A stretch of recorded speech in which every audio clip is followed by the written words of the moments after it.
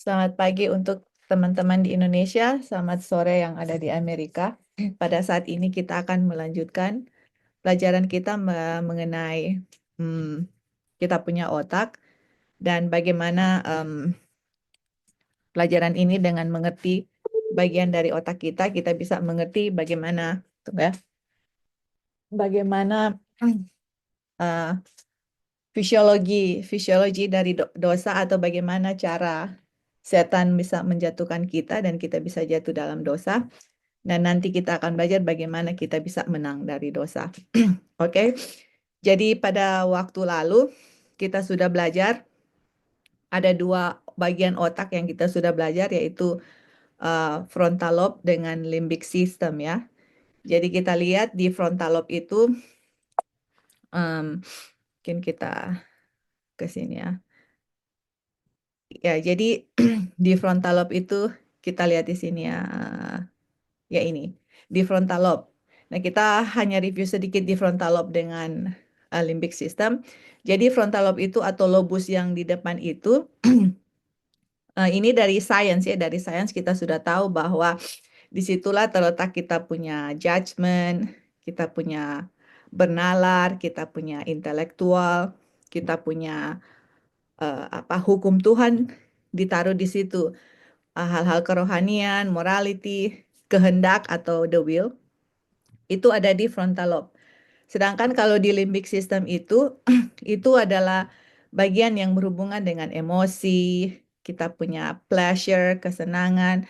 Di situ ada di mana otak memberikan apa memberikan reaksi bahwa oh kita sudah lapar, haus, em, mating atau mencari pasangan, protection atau perlindungan supaya tidak nggak mau ada kesakitan. Jadi ini adalah dua bagian di dalam otak kita, setidaknya ya di otak kita yang kita sudah belajar. Dan di bagian sains pun mereka tahu bahwa frontal lobe itu adalah higher power atau kuasa yang lebih tinggi. Kalau di limbic system itu adalah lower power atau yang lebih rendah, seperti itu. Nah, kita lihat di sini bahwa kita harus mengerti dua hal ini karena dua hal inilah yang akan mempengaruhi cara kita bertindak. Oke, dan kita tahu waktu lalu kita sudah belajar bahwa Tuhan Yesus itu mempunyai highest authority atau kuasa yang lebih tinggi. Dan kita tahu bahwa Lucifer juga dia bilang apa di Yesaya 14, saya juga mau mengambil apa saya juga mau duduk di saya punya tahta kerajaan. Saya mau jadi seperti I wanna be like the Most High, seperti Tuhan Yesus. Dan kita tahu Tuhan Yesus adalah raja. Dan Lucifer juga dia mau jadi seperti Tuhan Yesus, dia mau ada tahta. Oke, jadi kita lihat di dalam bagian tubuh kita ini bahwa di higher power ini atau di frontal lobe itu yang lebih tinggi dan limbic system ini lebih rendah. Nah, kita akan lihat pada saat ini bagaimana cara setan untuk membuat kita bisa jatuh dalam dosa dengan memahami akan frontal lobe dengan limbic system. Oke, seperti itu ya. Nah, kalau kita lihat ya di kita punya frontal lobe itu kita sudah belajar tadi bagaimana itu adalah judgment, reason dan seterusnya. Tetapi kalau kita tahu bahwa di frontal lobe itu atau otak bagian depan itu dia itu ada kalau ada tahta berarti ada raja, iya kan? Nah, siapa raja yang duduk di tahta? Kalau kita tahu frontal lobe itu adalah tahta dari kita punya otak, tahta itu harus ada raja. Siapa raja yang duduk di otak? Nah, kita tahu raja yang kita sudah belajar waktu lalu, dia mempunyai kuasa untuk apa? Untuk kontrol. Dia punya kuasa untuk make decision. Dia ada rules, ada laws, dia kasih order. Dia itu yang supreme, dia itu rule. Dia yang ruler ya, dia yang memerintah. Jadi raja yang duduk di kita punya frontal lobe itu kita sudah belajar waktu lalu ya. Itu adalah dibilang the will is governing power atau kita punya kehendak atau will bahasa Indonesianya itu will. Will itu adalah kuasa untuk memerintah. Jadi kalau dia bilang di sini kalau kita punya kehendak itu atau will itu diarahkan dengan benar, semua dia bilang kita punya keberadaan manusia kita ini akan berada di bawah pengaruhnya. Berarti kalau kehendak kita itu salah, semua pengaruh di bawah kita itu akan salah. Dan dibilang di sini, will itu atau kehendak itu adalah pilihan, itu adalah kuasa memilih, the kingly power. Nah, ini ya Ellen White yang bilang will itu kingly power atau kuasa sebagai raja yang akan bekerja dalam anak-anak manusia untuk menurut atau tidak menurut. Jadi di kita punya otak, frontal lobe itu seperti tahta kerajaan dan raja dan raja yang duduk di tahta itu adalah will. Oke, itu adalah kingly power. Dia yang menentukan kita mau bikin apa, ya kan?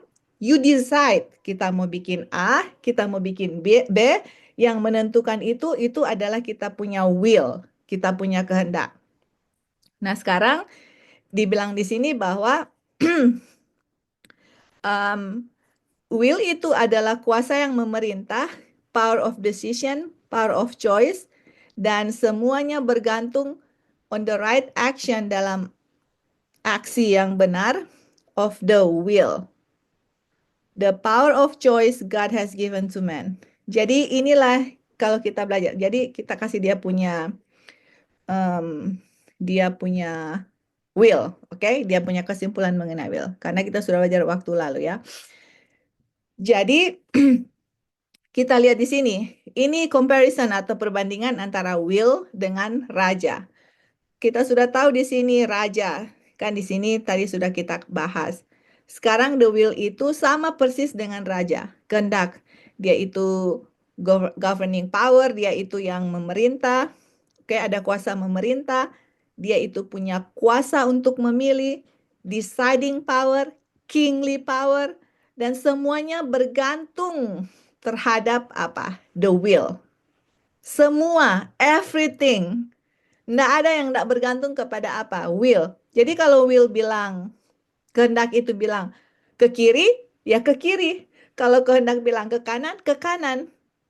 Itu, jadi kita punya tubuh ini, apa yang kita mau bikin, apa yang saya mau bilang, apa yang saya mau bikin, itu tergantung dari will atau kita punya kehendak.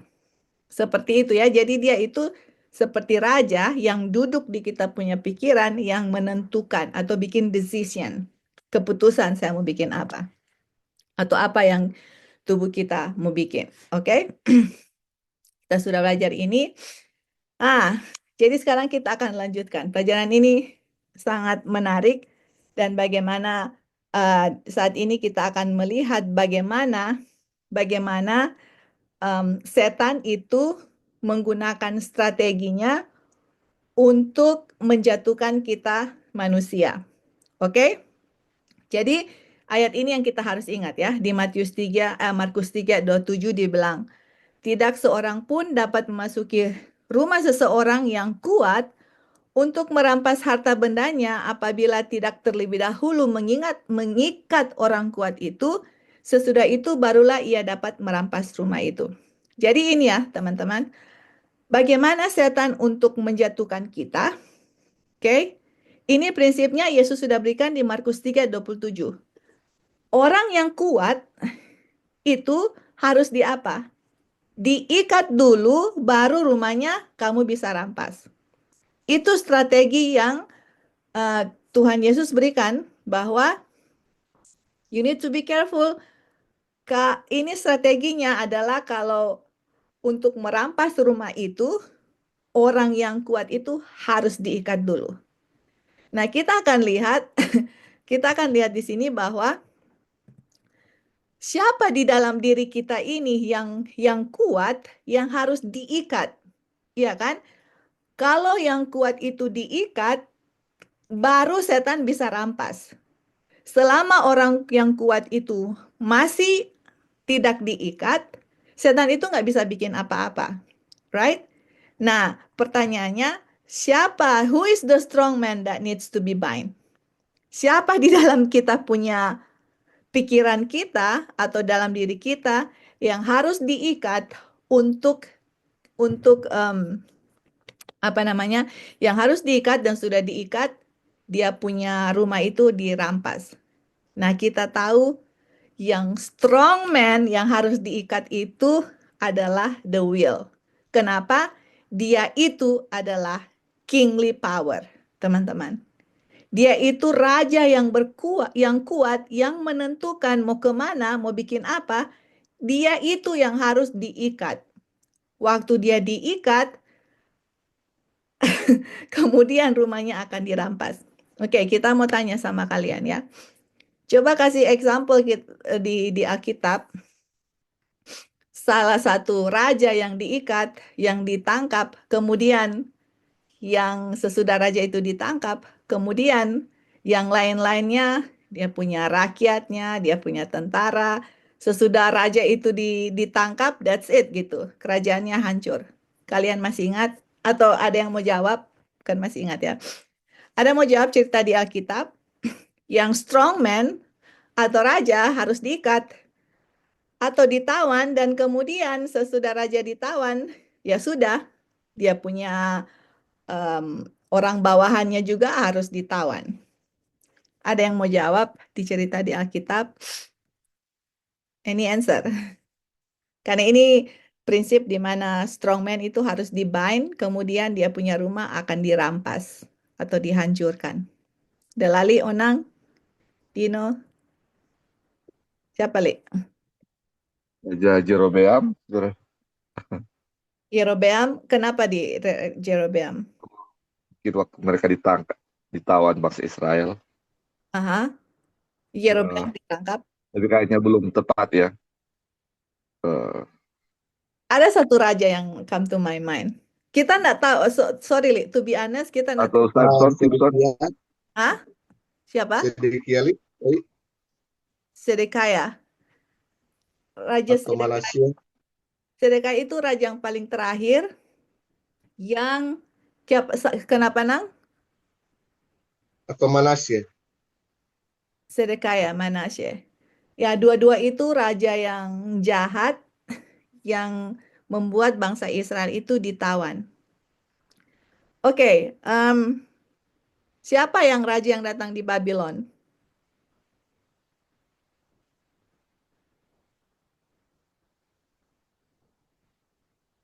Halo? raja yang datang di Jangan Babylon. Malaysia. Malaysia. Yoyakin, Raja Yoyakin. Raja yang datang di Babylon, kemudian ditawan dia punya, kemudian habis itu rajanya, kemudian ditawan itu rakyat bawa di Babylon, atau ditawan orang-orang untuk dibawa di Babylon. Yang Yoyakin mungkin. yang datang menyerang Raja Yoyakin. Yerusalem. Raja siapa yang datang untuk menyerang Yerusalem? Kemudian Oh, Nebukadnezar. Nebukadnezar ya, itu yang come to my mind ya. Kemudian ditangkap siapa?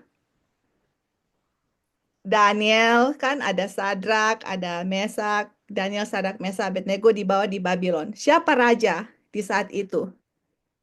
Raja siapa di saat itu kemudian? Nezar.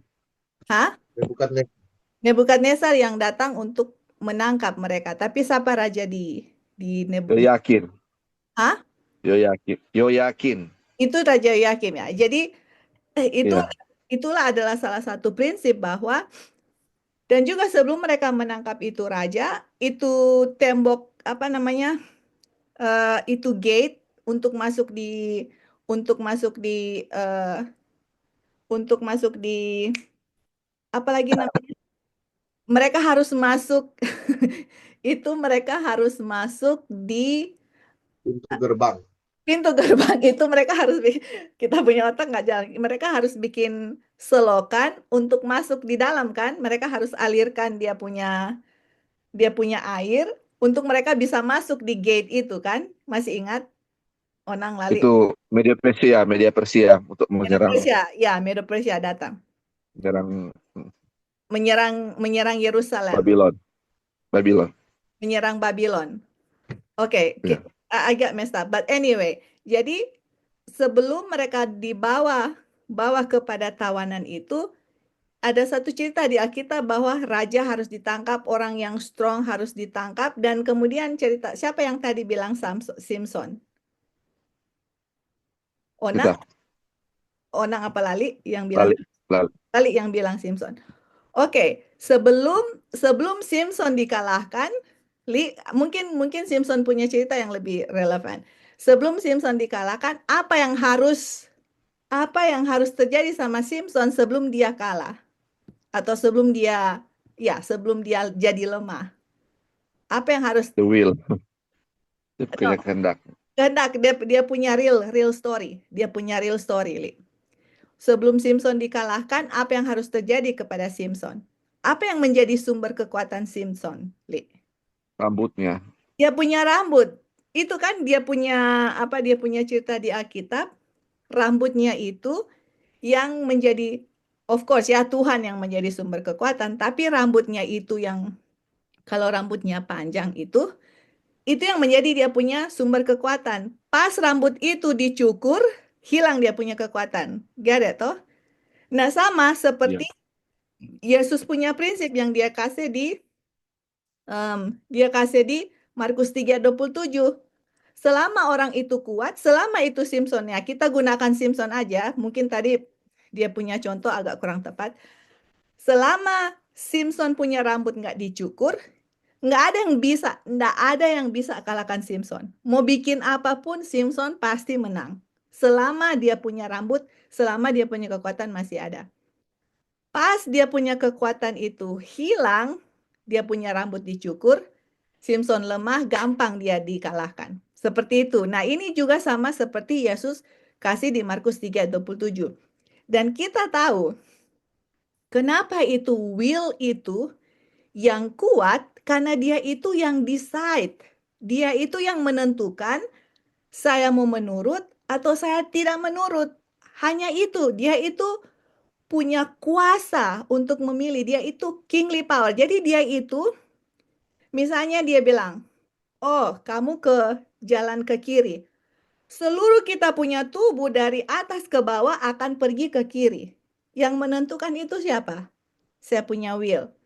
Oh, saya ke kanan. Dari atas ke bawah semua saya punya tubuh ke kanan. Jadi ini will ini yang bertahta di kita punya pikiran sebagai raja, dia yang menentukan kemana.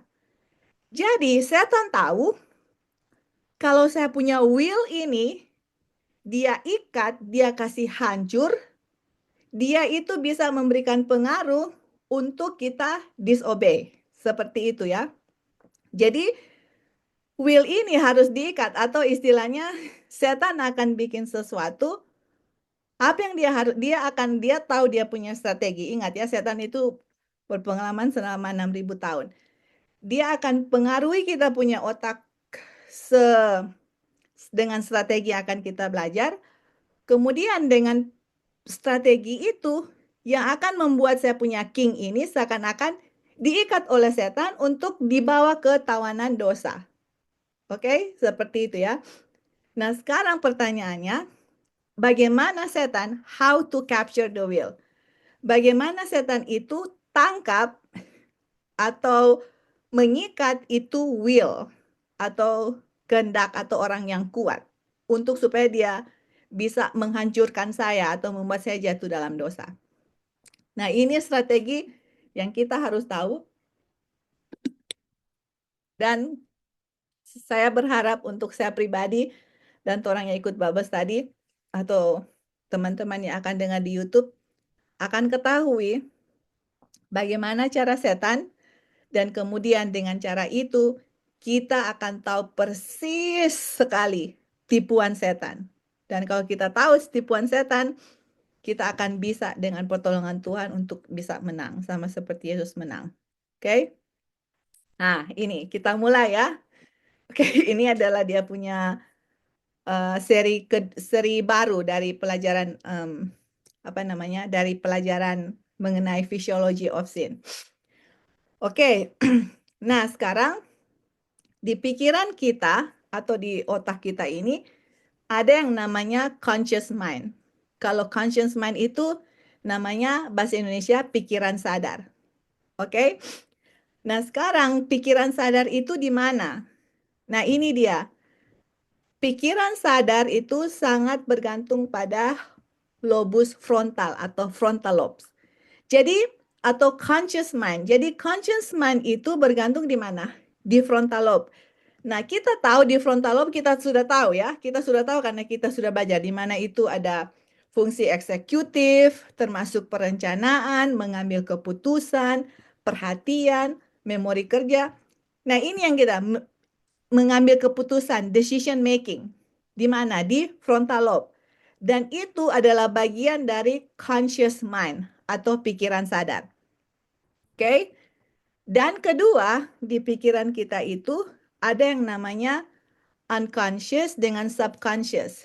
Kalau bahasa Inggris ada unconscious dengan subconscious, tapi kalau di bahasa Indonesia dia punya translate adalah di bawah sadar. Lalu ada dia punya translate yang lain mengenai unconscious dengan subconscious, dunia bawah sadar, Alam bawah sadar ya, alam alam bawah bawah sadar dan sadar, sama dia iya, punya dan itu. sadar. Oke. Iya, Jadi alam bawah sadar atau dunia bawah sadar. Oke, kalau conscious mind itu tadi adalah pikiran sadar, subconscious alam bawah sadar. Oke, atau unconscious atau subconscious. Nah, di mana itu unconscious dengan subconscious atau alam di bawah sadar itu? Itu di limbic system. Jadi limbic system itu tergantung, is heavily involved in regulating the unconscious and subconscious mind. Nah, kita tambah ya, berarti kita harus tambah bahwa, oke, frontal lobe adalah conscious mind atau pikiran sadar. Limbic system itu adalah unconscious dengan subconscious mind atau alam bawah sadar, seperti itu. Nah, apa alam bawah sadar, apa pikiran sadar, atau alam bawah sadar, itu apa itu? Oke, kita lihat ya, dia punya gambar sini. Oke, kalau kalian lihat gambar di sini, wait a minute. Oke, di gambar di sini, kalian ada lihat ya, ada eyes yang namanya conscious mind. Terus habis itu di bawahnya itu subconscious mind atau pikiran sadar dan pikiran bawah sadar. Nah, kalau kalian lihat di sini, pikiran sadar itu kan tadi sama dengan frontal lobe. Kalian di sini ada lihat apa? Willpower, ada kan? Kuasa, kehendak, short term memory atau sangat singkat, short term memory, dia punya memori yang singkat, logical thinking atau berpikir harus secara logik, critical thinking. Jadi harus kritik dia berpikir. Kalau subconscious mind atau dunia bawah sadar itu, dia itu berhubungan dengan limbic system. Tadi kan ada belief, ada emosi, ada kita punya kebiasaan, ada long term memory. Memori itu yang dari kita masih kecil, imagination, intuition. Jadi intuisi. Nah, kita lihat ini dia punya perbedaan itu beda ya. Nanti kita bahas lebih jauh. Nah, kenapa kalau kita lihat S yang di conscious mind dengan subconscious, conscious mind-nya itu sangat pendek, terus pikiran sadar itu pendek, dia punya S, tapi pikiran alam bawah sadar itu panjang. Karena kita lihat di sini bahwa banyak sekali, banyak sekali kita punya decision making atau bagaimana kita membuat keputusan itu, semuanya itu akan keputusan yang kita bikin itu most likely atau kebanyakan dipengaruhi dari 90% di bawah di sini. Oke, kita tidak tahu ya apakah ini 10% this is correct dengan 90% this is correct or not. Tapi kita hanya yang di gambar ini mau di-explain bahwa kita punya willpower atau kita punya decision making itu tergantung dari apa dari kita punya subconscious mind atau alam bawah sadar. Nah, bagaimana itu terjadi? Nanti kita bahas. This is what we gonna study. Dan bagaimana kita lihat setan mau menjatuhkan kita. Oke. Sekarang ya, ini sangat penting untuk kita ketahui. Ini unconscious mind atau subconscious mind yang kita tadi bilang itu tergantung di apa yang hubungannya dengan limbic system. Oke? Kita akan mau jelaskan di sini terus kita kasih contoh. Pas kita kasih dia punya poin-poin terus kita kasih contoh. Jadi dia itu pikiran bawah sadar itu yang ada di limbic system itu dia bilang dia mau mengendalikan automatic emotional response. Dia kendalikan kita punya emotional yang otomatis, respon emotional otomatik. Jadi misalnya, oke, nanti kita kasih contoh di bawah ya. Kita baca dulu sini. Terus dia bilang, dia juga survival instinct atau insting bertahan hidup. Nah, contoh bagaimana kita bertahan hidup. Misalnya, contoh, ada kebakaran, kita lagi masak misalnya, terus kemudian ada api dari kita punya kompor. Iya kan? Waktu api keluar kita langsung apa? Kita harus langsung tarik kita punya tangan. Seperti itu karena saya bertahan hidup. Kenapa? Karena kalau saya punya tangan kebakar bisa saja saya akan berada dalam bahaya yang bisa membahayakan saya punya hidup. Fight or flight. Nah, kita tahu ya kalau misalnya kita lihat apa? Misalnya kita lihat anjing yang ganas di depan kita, lagi menyerang kita, mau serang ini anjing lagi lari cepat, he's gonna hit us. Kita punya pikiran itu akan pikir, saya mau lari ini atau saya mau fight? Untuk apa? Untuk mempertahankan saya punya hidup, gitu kan? Fight, fight or flight. Jadi itu yang mengendalikan itu adalah kita punya alam bawah sadar atau di limbic system. Kemudian, memory without conscious effort. Jadi ini, mengingat sesuatu secara otomatis tanpa sengaja berusaha mengingatnya. Contoh, misalnya waktu kita kecil, contoh ya, waktu pengalaman kita masih kecil. Waktu saya masih kecil, saya ingat, oh, waktu misalnya ini contoh ada oma di tempat kerja. Kemudian dia ceritakan kepada kita waktu dia masih kecil. Dia bilang waktu dia masih kecil, mamanya melahirkan dia waktu mamanya umur 16 tahun. Kemudian papanya itu suka abuse sama dia punya mam. Akhirnya mamanya itu kasih divorce dia punya papa. Kemudian mamanya itu langsung menikah dengan orang lain. Jadi dia punya step dad atau punya ayah tiri. Dan kemudian pada umur 9 tahun, dia di sexual abuse sama dia punya stepdad atau dia punya ayah tiri gitu. Jadi kita mengingat sesuatu, otomatis tanpa tiba-tiba kita ingat gitu. Seperti itu. Jadi tanpa kita berusaha untuk ingat, tiba-tiba kita ingat. Atau misalnya saya pergi ke restoran misalnya. Terus tiba-tiba ada bau something dari restoran itu yang mengingat kita punya masa kecil, misalnya makanan yang kita suka, terus tiba-tiba kita punya memori itu ingat dan kita tiba-tiba mau order makanan yang smell something like makanannya itu yang berbau yang kita ingat waktu kita masih kecil dan kita suka makanan itu, misalnya. Jadi tanpa sadar itu memorinya itu secara otomatis langsung keluar di kita punya mengingat sesuatu tanpa berusaha mengingatnya. Nah, seperti itu. Nah, terus kita punya subconscious mind, kita punya pikiran bawah sadar itu generally believe to take information literally. Nah, misalnya ya atau dibilang di sini subconscious mind itu kurang dia punya ini ya di bawah di sini, baru nanti kita masuk ke atas karena dia punya poin sama. Dia bilang subconscious mind, ini bilang no filter.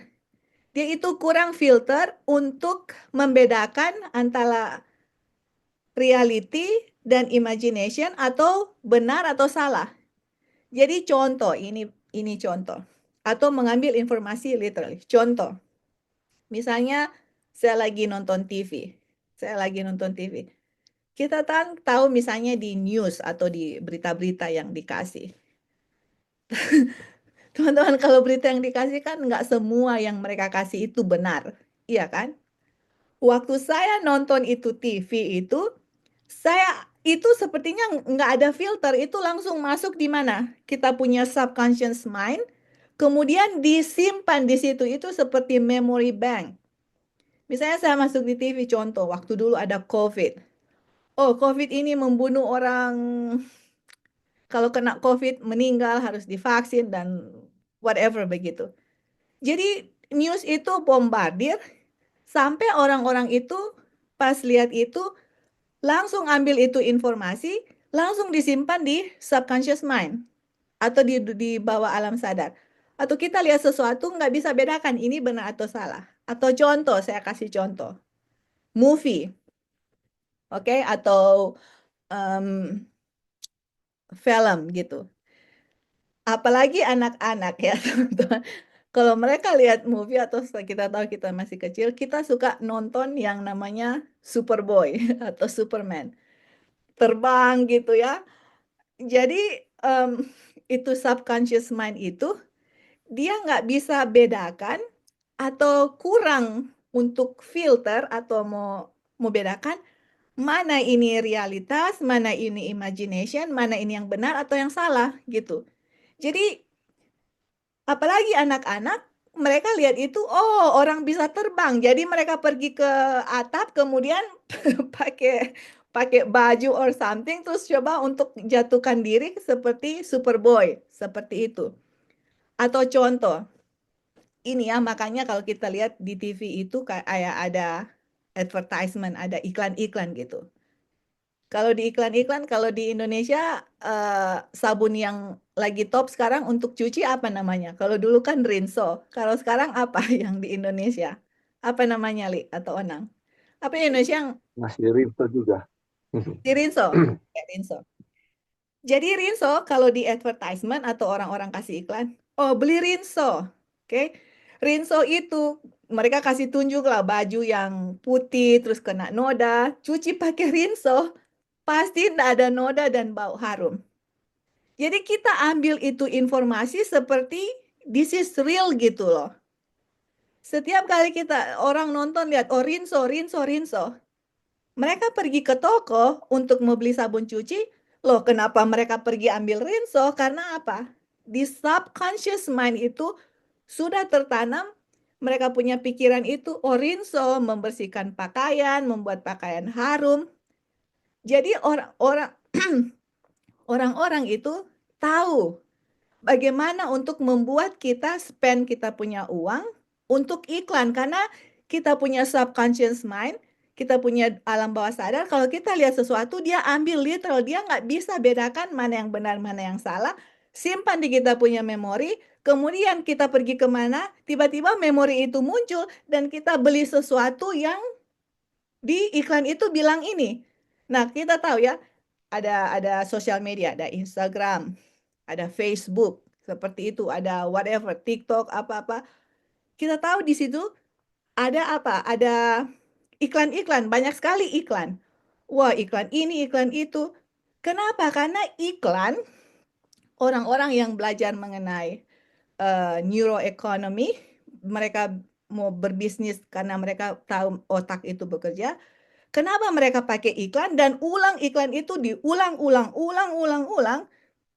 Karena the more kita lihat iklan itu, the more iklan itu disimpan di kita punya subconscious mind dan tanpa sadar, kenapa saya kenapa saya sudah klik itu iklan itu, kemudian iklan itu pergi ke store di mana mereka jual, kemudian tiba-tiba saya sudah beli barang mereka.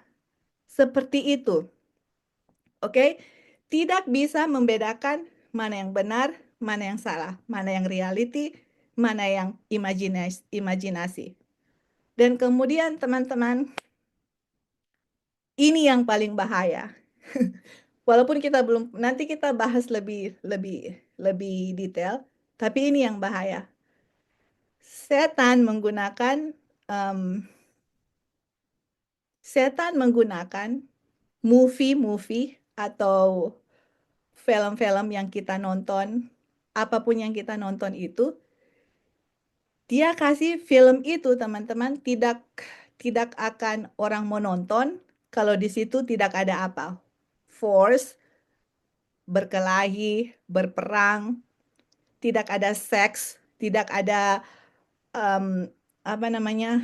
eh, tidak ada action yang seksual, itu nggak akan membuat orang itu tertarik gitu.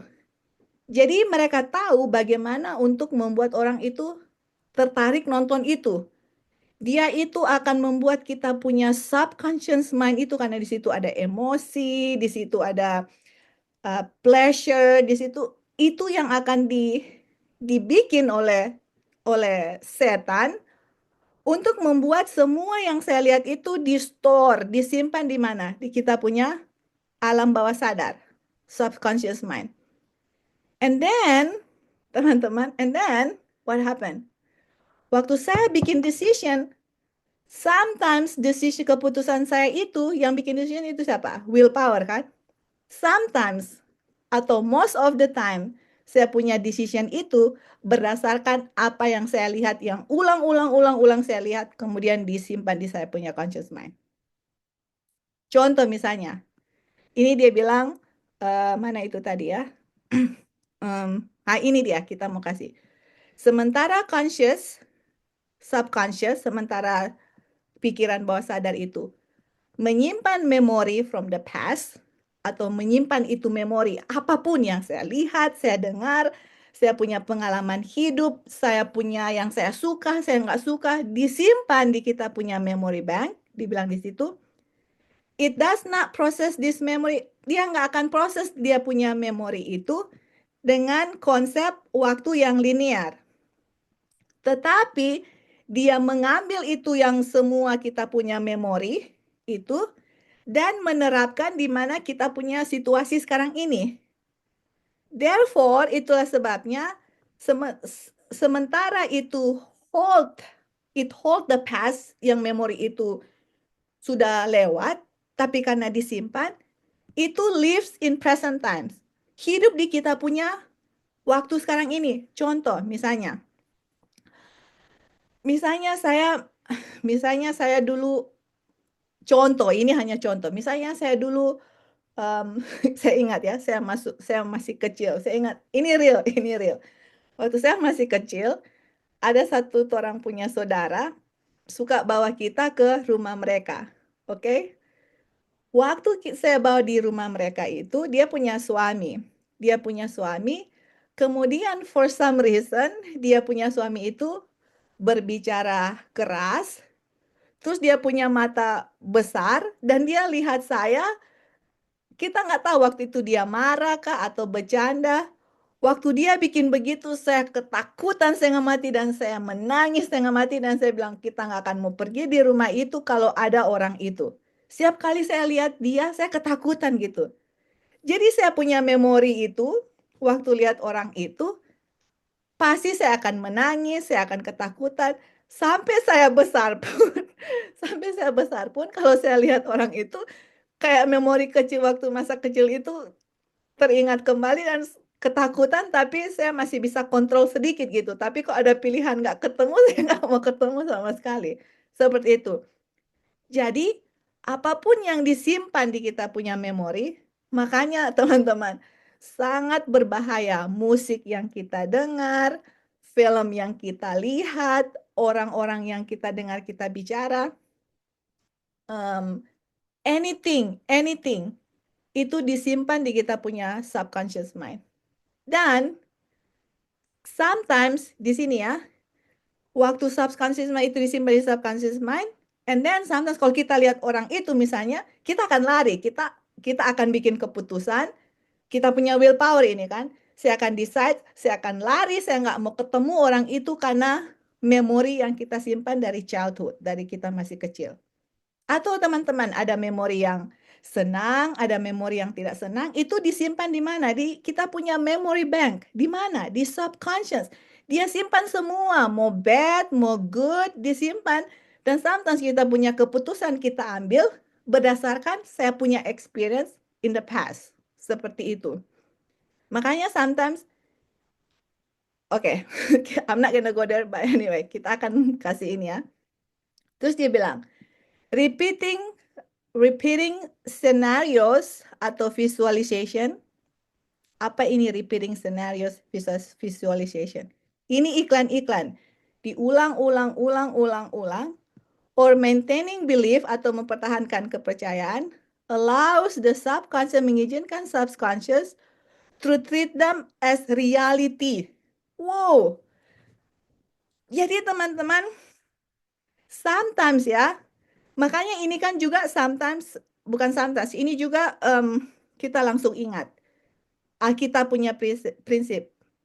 Repeating, diulang-ulang, deepen, apalagi dia punya istilah, repeat, deepen impression. Jadi, senarionya itu diulang-ulang itu akan deepen kita punya impression untuk mempertahankan bahwa itu betul. Misalnya contoh ya, di Alkitab ada Daniel 2, 7, dan 8. Kan dia punya cerita itu sama kan? Diulang-ulang-ulang. Atau sometimes Tuhan Yesus kasih pelajaran ditulis di buku Matius, di buku Markus, di buku Lukas. Kenapa diulang-ulang itu? Karena itu sangat penting dan kalau diulang-ulang itu kita lihat itu subconscious itu akan treat dia, memperlakukan itu sebagaimana dia itu reality dan mempengaruhi action dengan habits. Nah, sekarang makanya ini ya yang penting sekali adalah makanya kita harus tahu, karena kalau kita tahu ini apa yang terjadi di kita punya otak, apakah saya mau kasih masuk saya punya otak itu sesuatu yang tidak baik atau sesuatu yang baik. Kalian baru bangun, misalnya saya baru bangun atau saya sudah mau tidur. Apa yang saya mau tidur teman-teman, itu apa yang saya lihat itu akan disimpan di saya punya conscious mind. Saya baru bangun. Jadi makanya kan kita itu harus hidup dengan apa? Firman Tuhan gitu loh. Karena di saat kita baca firman Tuhan, berdoa, menyanyi, itu akan ditaruh di kita punya pikiran bawah sadar dan itu akan mempengaruhi kita punya action dengan habit. Kita punya tingkah laku dengan kita punya perbuatan dan kebiasaan. Nah, kalau kita setiap hari, contoh, spend kita punya waktu dengan dengar musik yang dengar musik, karena teman-teman musik, nanti makanya kita bilang kita akan bahas detail ya. Musik itu adalah salah satu agen yang setan lakukan karena setan tahu kita punya otak. He knows. Dia gunakan musik itu untuk bikin kita punya kata-kata dari musik itu, teman-teman. Lagu dan nadanya itu. Yang sometimes kalau kalian dengar lagu sesuatu, itu sometimes lagunya itu stuck di kita punya pikiran. Sampai tiba-tiba kita, loh kenapa saya nyanyi lagu ini? Gitu ya. Sepertinya kayak, well, what happened gitu. Kenapa kita sudah nyanyi lagu ini? Karena apa? Stuck di subconscious minds gitu. Kenapa kok lagu ini saya ulang-ulang gitu. Makanya kita nyanyi lagu-lagu yang dari Alkitab, lagu-lagu rohani. Karena semuanya itu teman-teman tersimpan dan akhirnya keluar tiba-tiba yang mengendalikan ini ya, jadi dia bilang, mengendalikan kita punya automatic emotional response. Makanya tadi kita bilang, oh kita ke bawah dulu baru kita ke atas gitu.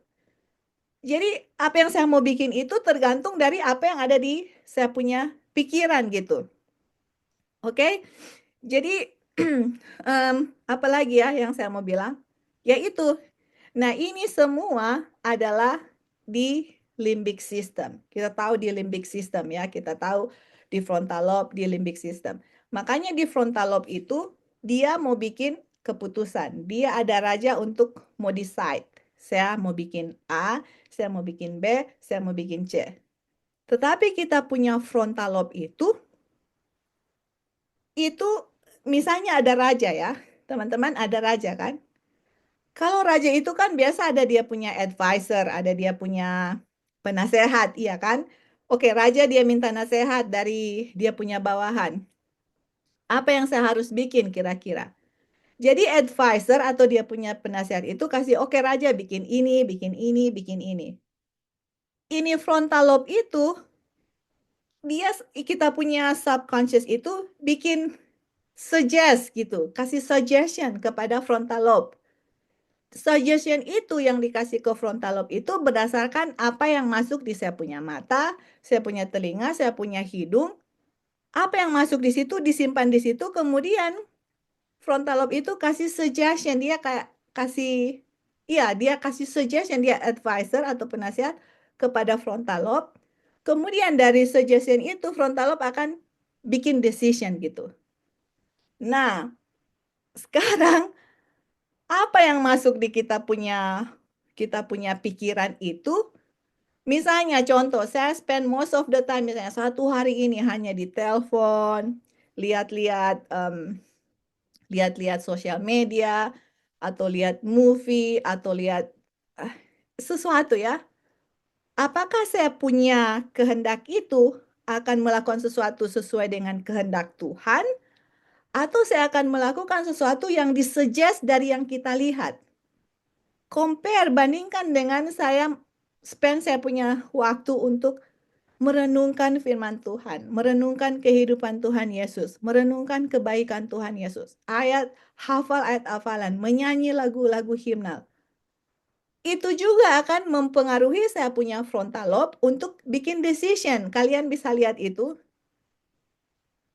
Jadi subconscious mind itu akan memberi apa? Suggestion kepada frontal lobe untuk melakukan sesuatu. Seperti itu. Do this. Kenapa saya harus bikin itu? Karena ini yang masuk di saya punya memory bank. Kalau frontal lobe, dia bilang, oke, tunggu dulu. Kalau frontal lobe-nya kuat ini, kalau pikirannya itu dibentengi dengan firman Tuhan, dia akan oke, hold on, wait a minute. Kamu bikin suggestion, misalnya dari memori yang kita simpan dulu, let's say bad memory ya. Kita smell satu, aduh makanan ini sedap sekali. Mengingat saya punya masa kecil. Tapi kalau pikiran saya dibentengi dengan firman Tuhan, saya akan bilang, oh tunggu dulu. Sebelum saya makan, saya pikir dulu, ini makanannya sehat atau tidak. Apa makanan ini akan mempengaruhi saya? Apakah saya akan menjadi kuat, menjadi sehat, atau tidak gitu. Seperti itu ya, jadi di saat kita punya pikiran itu dibentengi dengan firman Tuhan, kita punya conscious mind atau pikiran sadar itu akan filter gitu. Oh, ini tunggu dulu, ini bad, ini oke. Ini nggak boleh, ini boleh gitu. Kemudian di saat dia filter atau dia reason di kita punya otak di sini, kemudian king ini atau willpower ini akan bikin decision. Oke, saya akan mau bikin decision berdasarkan firman Tuhan. Karena firman Tuhan yang membentengi saya punya pikiran. Tetapi kalau saya tidak menaruh firman Tuhan dalam pikiran saya, waktu subconscious mind kasih suggestion kita punya frontal lobe itu akan tidak dibentengi dengan firman Tuhan, dia akan mengambil keputusan sesuai dengan apa yang disuggest oleh subconscious mind. Atau kita punya limbic system, atau kita punya alam bawah sadar. Seperti itu. Itu yang terjadi. Nah, sampai di sini, apakah ada pertanyaan? Nanti sesudah ini kita akan lihat bagaimana Adam dan Hawa jatuh yang ada hubungannya dengan conscious mind dengan subconscious mind. Tapi so far dia punya explanation mengenai conscious mind itu adalah di situ di mana kita bikin judgment, ada the power of choice, kita punya intellect. Tapi kalau subconscious mind itu tidak seperti itu, dia berasakan dia punya emosi, dia mau lari atau mau berkelahi, atau dia simpan dia punya memori, nggak ada filter, mau semua masuk itu disimpan di situ dan di conscious mind itu treat itu sebagaimana itu benar. Tapi kalau di conscious mind itu dia harus filter, dia harus reason dulu, harus nalar ini benar atau enggak, seperti itu. Kalau subconscious enggak, dia masuk sebagaimana adanya dan memperlakukan apa yang masuk itu adalah realitas, seperti itu. Oke? Apakah sampai di sini ada pertanyaan atau tambahan dari pikiran sadar dan pikiran bawah sadar? Karena nanti habis ini kita akan lihat bagaimana Adam dan Hawa jatuh. Bagaimana setan punya strategi untuk menjatuhkan mereka. Oke. Jadi, Jelas ya. oke, thank you, Nang. Oke, nah sekarang ini dia ya. Kita akan belajar sedikit bagaimana setan menjatuhkan Adam dan Hawa. Capturing the will. Tangkap itu apa? Strongman. Oke? Oke. Kita sekarang sudah tahu ada frontal lobe, ada limbic system, ada alam sadar, pikiran bawah sadar. Sekarang pertanyaannya, bagaimana setan menghancur atau mengikat itu kita punya will? Kemudian dari situ kita akan, kalau kalian sudah tahu dia punya konsep frontal lobe, limbic system, alam sadar, pikiran bawah sadar, akan lebih jelas bagaimana cara setan menjatuhkan Adam dan Hawa. Oke, kita akan belajar sini. Setan mencoba the first Adam in Eden, Adam yang pertama di Eden, dan Adam reason, dia berargumentasi dengan enemy, jadi memberikan enemy-nya itu keuntungan terhadap apa? Adam untuk menjatuhkan. Bagaimana setan menjatuhkan ini teman-teman? Satan exercise his power of hypnotism over Adam and Eve. Dan dia punya power he strove to exercise over Christ. Apa yang setan menggunakan? Apa yang setan gunakan untuk yang dia lakukan untuk menjatuhkan Adam dan Hawa? Apa teman-teman di sini? Kuasa apa yang dia lakukan? Alam bawah sadar. Hypnotism. Oke, Li, ya. Ya. Ali tadi bilang alam bawah sadar. Hypnotism. Sekarang pertanyaannya, apakah kita tahu apa itu hypnotism? Kalau kita nggak tahu, kita pasti akan jatuh. Karena setan menggunakan kuasa hypnotism terhadap Adam dan Hawa.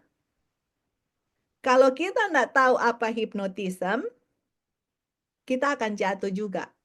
Karena inilah setan punya strategi untuk menjatuhkan semua manusia yang ada di dunia ini sama seperti Tuhan Yesus, dia gunakan juga power of hypnotism. Onang tahu hipnotis? Lali tahu hypnotism? Apa itu hypnotism? Pernah dengar? Tahu ya.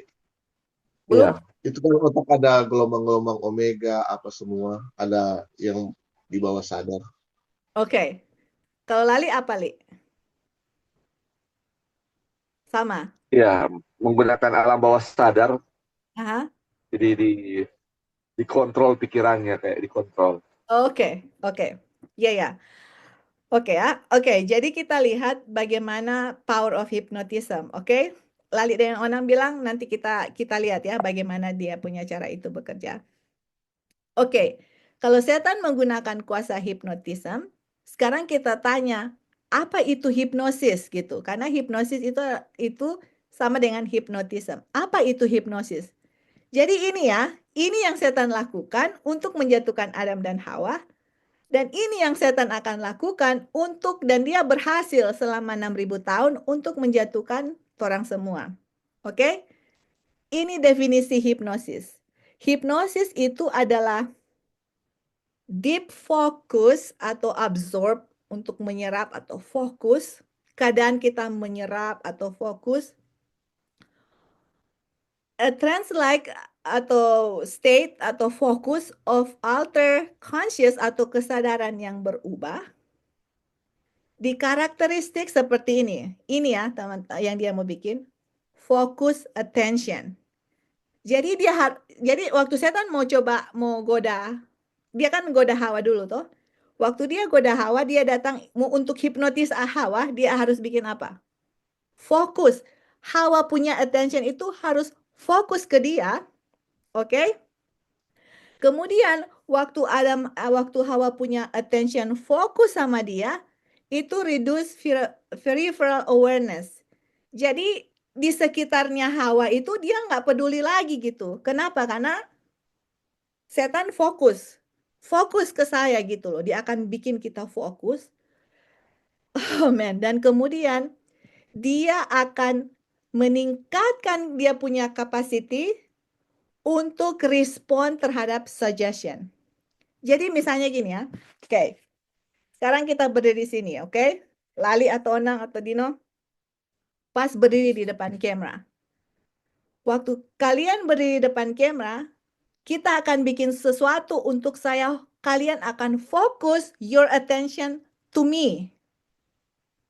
Siapa yang setan gunakan sampai Hawa itu tercengang-cengang melihat sesuatu? Apa yang setan gunakan? Ular. Ular. Nah, ular sebelum jatuh bagaimana, Li? Indah, bisa terbang. Oh, Hewan paling indah. yes. Dia itu yang paling indah yang setan gunakan untuk apa? Fokus kita punya attention di situ gitu loh. Setan itu nggak pakai sesuatu yang nggak indah. Dia pakai sesuatu yang so beautiful sampai orang di sekitar kita itu nggak peduli. Kita kayak nggak peduli gitu. Misalnya contoh saya di telepon ya. I'm on the phone gini. Kita fokus di telepon sampai anak-anak panggil, Mami, Mami, Mami. Kayak kita nggak sadar lagi gitu karena saya so absorb, sangat sangat terabsorb itu, sangat terfokus dari apa yang kita lihat gitu loh. Sampai kalau kalian kita pernah lihat di sosial media, ada satu bayi yang taruh di bathtub di tempat cuci piring itu. Kalau Kak Onan yang Lali pernah lihat, terus bayi itu ada sabun-sabun begitu. Terus habis itu kalau nggak salah ya dia punya message itu dia punya mama lupa itu bayi ada di mana di tempat cuci piring itu yang penuh sabun karena mamanya lagi fokus di Facebook seperti itu atau di sosial media atau nonton TV gitu. Jadi setan akan gunakan anything teman-teman. Kita ingat ya, American Idol, Indonesian Idol, semua yang absorb kita punya attention yang indah. Ingat, setan berbicara itu dia punya, nanti kita baca kutipannya. Dia punya suara itu seperti music, mau hypnotize. Makanya hypnotize, dia itu mau bikin kita nggak fokus lagi di sekitar kita. I don't care what's going on. Ada bom di sekitar kita. Kalau kita lihat misalnya ada movie atau ada pertunjukan yang kalian lihat ya, kalau ada pertunjukan-pertunjukan yang sangat mencengang yang di depan kita itu, kita fokus, kita punya attention di situ dan sampai di sekitar kita udah nggak sadar lagi gitu. Dan waktu setan bikin kita fokus, kita udah nggak sadar lagi, reduce kita atau kurang kita punya kesadaran, dan dia akan membuat kita heighten capacity untuk respond to suggestion. Waktu kita fokus seperti kita sudah di-hypnotize, kemudian dia kasih akan suggestion, dan kita ikut dia punya suggestion itu. Dia bilang apa, kita akan bikin karena saya sudah tercengang-cengang melihat apa yang ditunjukkan di saya gitu. Meningkatkan kapasitas untuk setan bilang, atau untuk orang bilang, oke, now you jump yourself. Masih ingat dia bilang ke Tuhan Yesus? Aduh, nanti kita ke Tuhan Yesus. Oh man, kalau kalian ngerti the hypnosis, kalau kita pergi ke cerita Tuhan Yesus dicobai, oh man, wow, beautiful. Sekarang lompat kamu. Ya kan setan bilang begitu, lompat. Tapi teman-teman, Tuhan Yesus nggak terhipnotis ya.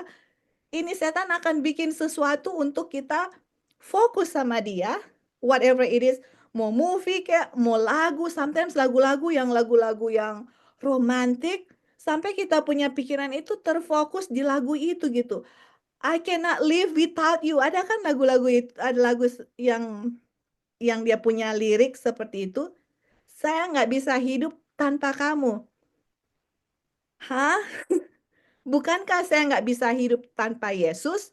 Tapi lagu itu suggest, I cannot live without you. Dan orang yang nyanyi itu suaranya merdu sekali, teman-teman. Sampai kita punya attention terfokus di situ, kata-katanya itu masuk di kita punya pikiran, dan meningkatkan kita punya heightened capacity untuk respon itu suggestion bahwa saya nggak bisa hidup tanpa manusia. Padahal saya tidak bisa hidup tanpa Tuhan. Right? Dan akhirnya itu subconscious mind simpan itu memori kalau saya itu nggak bisa hidup tanpa orang itu. Dan di saat orang itu pergi, meninggalkan dia, apa yang dia bikin? Bunuh diri, suicide. Seperti itu tuh, makanya depresi. Karena apa yang terjadi itu seperti itu. Kita fokus di hal-hal duniawi gitu. Yang tadi Onang mention ya. Iya tadi Onang mention waktu dia kasih, jangan kita punya pikiran terfokus kepada duniawi. Karena itu yang setan akan bikin kita fokus kita punya attention. Oke? Nah, sekarang kita lihat. Nah, oke. Ini dia punya steps dari hipnosis. Oke?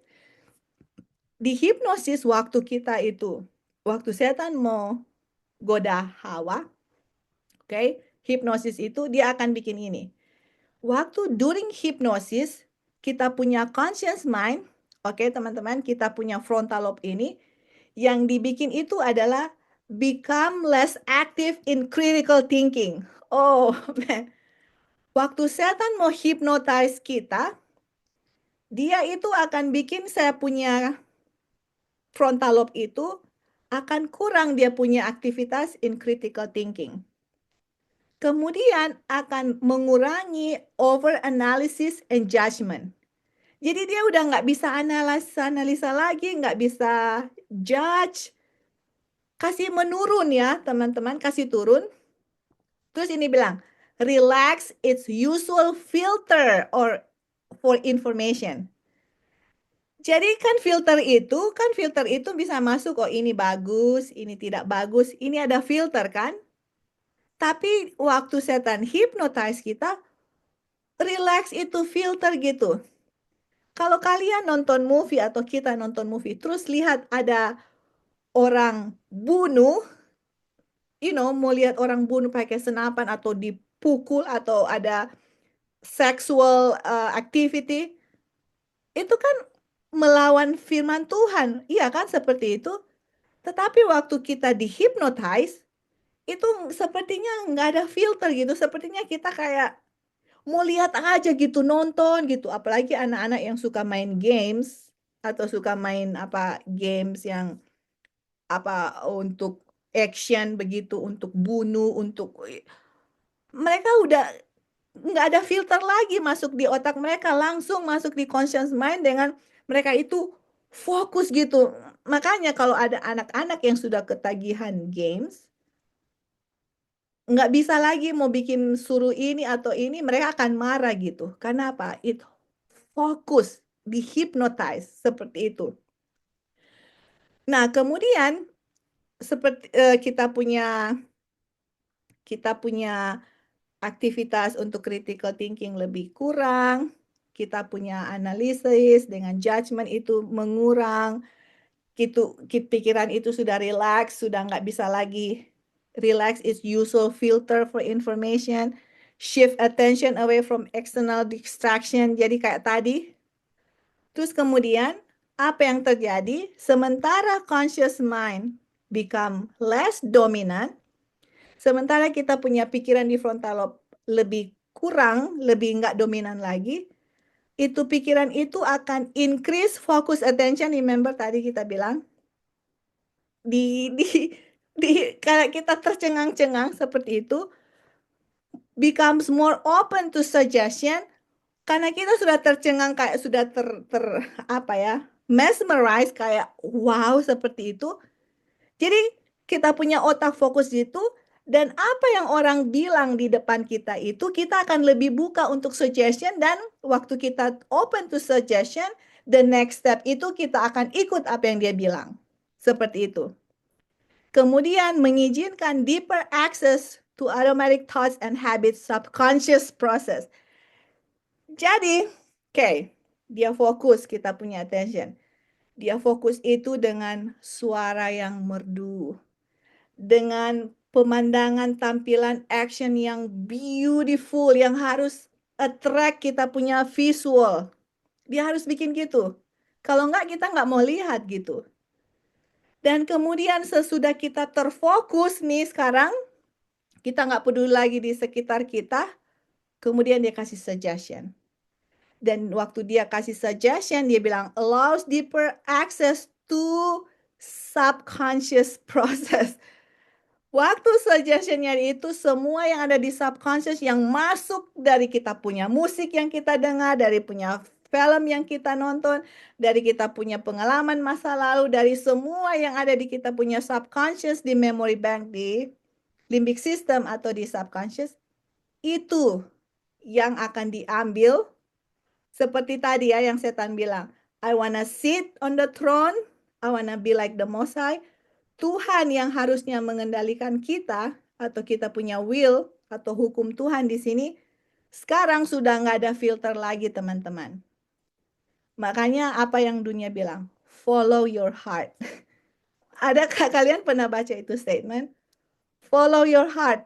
Ikuti kamu punya perasaan gitu loh. Kita bilang your heart is deceitful. Kamu punya pikiran itu, kita punya mind itu tertipu. Kenapa?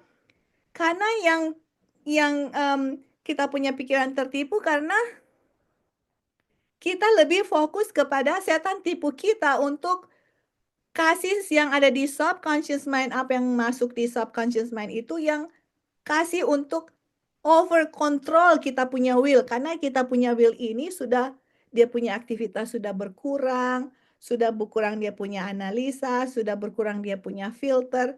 Dan akhirnya follow your heart. Ikut apa yang kamu mau gitu.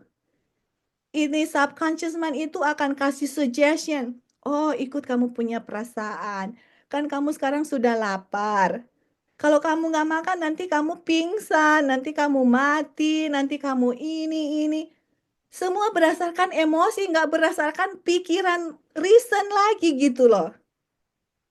Makanya dibilang di sini, itulah sebabnya hipnosis dideskripsikan sebagai state of focus attention and reduce critical filtering. Saya mesmerize kamu, saya bikin sesuatu supaya kamu fokus, kamu punya attention, tapi kamu punya frontal lobe atau conscious mind itu akan di-reduce dia punya activity. In other words, apapun yang saya lakukan sesudah itu berarti tidak berdasarkan saya punya critical thinking lagi. Tidak berdasarkan hukum Tuhan, firman Tuhan, tapi yang saya bikin itu berdasarkan apa yang saya lihat, yang disuggest oleh setan itu, teman-teman. Jadi setan akan kasih suggestion kepada kita karena kita sudah terfokus dengan apa yang ada di depan kita. Dia kasih suggestion, kemudian waktu dia kasih suggestion, kita punya critical thinking itu sudah di-reduce, kita punya analisis sudah berkurang, kita sudah relax, dan kita akan ikut apa yang disuggest oleh setan. Then what happened? Dan kita jatuh dalam dosa, sama seperti Hawa. Kita lihat contohnya ya, baru kita tutup. Oke, ini kita sudah bahas tadi. Tetapi teman-teman, itu orang yang bikin hipnotis atau yang namanya hipnoterapis, mereka nggak bisa membuat kita atau lakukan kita tanpa kita setuju gitu loh. Jadi kalau kita berdosa, contohnya ya, atau kita dihipnotis, itu berarti bahwa kita setuju, kita oke dengan apa yang setan bilang, saya iya gitu. Jadi dia nggak dia nggak bisa kontrol saya mau bikin, seperti misalnya ada binatang ditarik-tarik, kamu ke sini gitu. Jadi nggak ada pilihan. No, walaupun kita dihipnotis, kita masih ada pilihan mau ikut itu suggestion yang dikasih atau enggak. Seperti itu. Tapi kenapa banyak orang jatuh atau saya jatuh dalam dosa? Karena saya punya conscious mind itu sudah berkurang dia punya filter, dia punya thinking, karena saya sudah dihipnotize oleh apa yang saya lihat di depan saya. Tetapi mereka nggak bisa lakukan up without saya punya agreement atau participation. Oke? Jadi kalau saya ikut apa yang dibilang itu berarti saya punya pikiran agree. Sama seperti, iya ya, jadi waktu setan mencoba Yesus, setan tidak agree dengan apa yang setan suggest. Tapi waktu setan hypnotize Hawa, dia ikut. Jadi artinya, walaupun kita dihipnotize, kita masih bisa bikin decision. Apapun yang kita bikin itu harus ada agreement atau persetujuan. Oke? Nah, kita lihat di sini ya. Oke. Jadi ini kutipan untuk menutup bagaimana Adam dan Hawa dicobai, kemudian kita akan tutup dan kalau ada pertanyaan silakan ya. Nah, jadi di sini dibilang, di Patriarch and Prophet dibilang, Adam, dia punya, ini sebelum jatuh dalam dosa, dia punya perhatian itu, affection itu pure. Dia punya appetite atau dia punya selera makan dan passion were under control of reason. Ini dia teman-teman. Dia punya Adam sebelum jatuh, itu frontal lobe itu atau conscious mind itu dia yang kontrol itu limbic system. Dia punya appetite, selera makan, dia punya passion, dia punya hasrat, itu di bawah reason. Oke? Terus lanjut, dia bilang, dia punya the reins of self-government were placed in his hand, judgment, reason, and conscience were to bear sway. Jadi dia punya judgment, dia punya reason, dia punya conscious itu di bawah di atas dari apa? Dari limbic system. Dia yang kasih pengaruh gitu. Jadi sebelum Adam dan Hawa jatuh, itu frontal lobe yang kontrol itu limbic system. Seperti itu ya. Dia bilang, pelajaran moral pertama diberikan kepada Adam adalah penyangkalan diri. Kendali pemerintahan diri ditempatkan di tangannya. Pertimbangan akal dan hati nurani harus memegang kendali. Pertimbangan, akal, conscious, itu yang apa? Pegang kendali, bukan yang limbic system yang kendalikan. No, frontal lobe yang kendalikan waktu sebelum Adam dan Hawa jatuh dalam dosa. Nah, teman-teman sekarang kita lihat bagaimana waktu Hawa jatuh dalam dosa. Oke? Ini langkah-langkah untuk mengalahkan kita punya pikiran. Oke, kita pergi ke kejadian. Kejadian 2, 16 dan 27.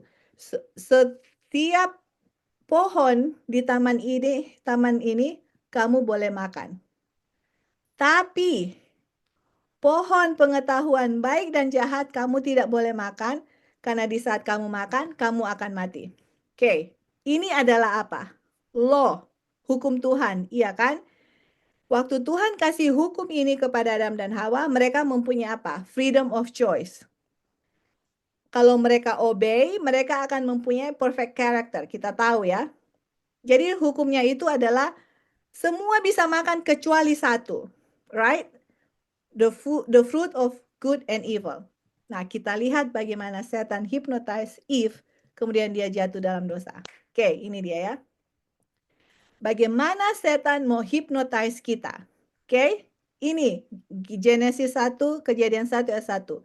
Dia atau setan berkata kepada wanita, "Yey, bukankah Tuhan berkata, kamu nggak bisa makan dari setiap pohon di Taman Eden ini?" Kita tanya Onang Lali atau Dino, betul atau salah? Yang setan bilang itu, Betul, apakah Betul. Tuhan bilang kamu nggak boleh makan semua pohon di taman ini? oh salah, salah. Yang benar apa, Li? Boleh makan semua pohon, tapi satu tidak boleh makan. Itu dia. Kita harus tahu ya, karena ini cara setan untuk menjatuhkan. Jadi, Wow. cara setan untuk menjatuhkan Lali, pertama-tama dia harus questioning the law. Kan the law bilang, hukum itu kan bilang, oh, kamu boleh makan semua pohon, buah di pohon ini, tapi hanya satu yang kamu tidak boleh makan. Tapi kalau setan mau datang ke kita, dia questioning the law itu, dia bertanya, bukankah Tuhan bilang kita tidak boleh makan semua pohon di sini? Kenapa setan questioning the law? Saya mau tanya kalian. Kenapa langkah pertama untuk setan mau jatuhkan kita, dia questioning the law? Why? Kenapa dia harus ada tanda tanya? Untuk meragukan. Meragukan. Meragukan dan apa lagi kedua? Betul, Li, meragukan. Dan kedua apa? Kalau orang mau bertanya, Eh, apa artinya? Dia mau apa? Li, apa kabar? mau tes. Mau Hah? tes. Mau lihat. Mau ngetes ya. Atau Oke, apa lagi? Apa lagi? Betul, betul, betul. Onang, kalau orang mau bilang, Onang, how are you? Apa kabar? Lali, apa kabar? Dia mau supaya Lali apa ke dia? ada respon. Itu Respon. dia. Itu dia. Supaya Lali mau respons. Setan itu paling master di argue. Jangan pernah berargue sama setan. Itu dia. Wah. Iya, karena dia datang pertama untuk meragukan. Betul Lali tadi bilang. Bukankah Tuhan bilang apa? Had God said, apakah Tuhan bilang? Bukankah Tuhan bilang kamu tidak boleh makan dari pohon ini? Setan cobai Hawa, dia nggak kasih terus gitu. Kalau setan itu menyatakan, jadi dia quote the Bible, tapi dia nggak, masih ingat waktu dia cobai Tuhan Yesus, Iya, dia iya. dia kan Li, dia nggak quote semua kan Li, dia cuma Semua ambil iya. sebagian, Sepotong. sepotong untuk meragukan akan hukum itu dan juga untuk create argument untuk supaya kita engage dengan dia. Kalau dia bisa engage dengan kita, kita reason sama setan, that's the downfall. Jadi dia datang, bukankah Tuhan bilang kamu nggak boleh makan semua pohon? Questioning the law, meragukan itu hukum Tuhan itu. You shall not eat every tree of the garden. Dia nggak seterusnya, dia nggak bilang, oh kecuali pohon, dia nggak bilang, dia nggak quote itu teman-teman. Jadi aduh sangat penting untuk kita tahu Alkitab inside outside karena setan akan ambil here and there untuk bikin questioning the law. Itu dia punya langkah pertama. Oke? Nah, ini yang tadi Lali jawab. Waktu dia questioning the law, dia create doubt. Kita langsung, oh, apa Ngana bilang? What do you say? Oh, bukankah Tuhan bilang kamu tidak boleh makan setiap pohon? Create the doubt. Kemudian invite into controversy. Right? Waktu sudah di-invite di kita punya kontroversi, teman-teman, yang setan akan bikin the next step waktu kita sudah engage di kontroversi itu, dia akan mau meningkatkan kita punya subconscious, menurunkan frontal lobe activity, atau kita punya conscious, atau kita punya alam sadar. Kita baca kutipan di sini ya. Ini yang bikin Hawa jatuh. And then kita akan close. Hawa found herself, menemukan dirinya gazing. Apa itu gazing? Kalian tahu apa itu gazing? With mingled curiosity, admiration upon the fruit of the provident tree. Apa itu gazing, Li? Atau Onang? Apa itu gazing? Kalau dia bilang, oh, Oh, dia lihat, dia pandang itu. apa Hawa. hipnotis, Li? Halo setan bikin apa dulu? Fokus, Fokus. attention, iya kan? Iya. Jadi setan mau hipnotis Hawa itu untuk fokus gitu loh. Jadi Hawa, dia lihat, oh tercengang-cengang, guys, menatap. Dia bukan hanya cuman lihat begini terus pergi, enggak. Tatap gitu loh. Dan untuk setan menjatuhkan kita, dia kasih sesuatu untuk kita mau tatap. Kita kayak lihat, tercengang-cengang gitu. Makanya kalau ada program TV yang dancing gitu, dance itu kan mereka pakai baju yang apa ya? Mencolok. Mencolok, terus kemudian dia punya putaran seperti Kalau kita lihat itu kayak apa? Tercengang-cengang gitu. Waktu kita tercengang-cengang, kita lihat dia punya gaya dan gitu. Di situ baru akan open suggestion. Nah, kita lihat dia punya step gitu. Kemudian kita harus lihat bagaimana steps untuk setan menjatuhkan kita.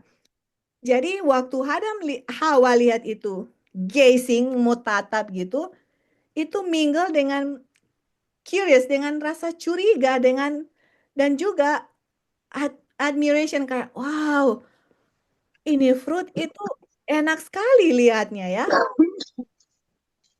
Jadi dia bukan hanya lihat, dia tercengang-cengang gitu. Kemudian next, oke, ini dia punya langkah-langkah untuk dihipnotize. Dia melihat it was very lovely. Wow, dia lihat itu pohonnya itu sangat lovely, sangat cantik, sangat indah. Dan dia reasoning, dia berpikir dengan dirinya, kok kenapa Tuhan itu melarang dia makan atau touch? Jadi pertama setan kan questioning the law. Dia bukankah Tuhan bilang kamu nggak bisa?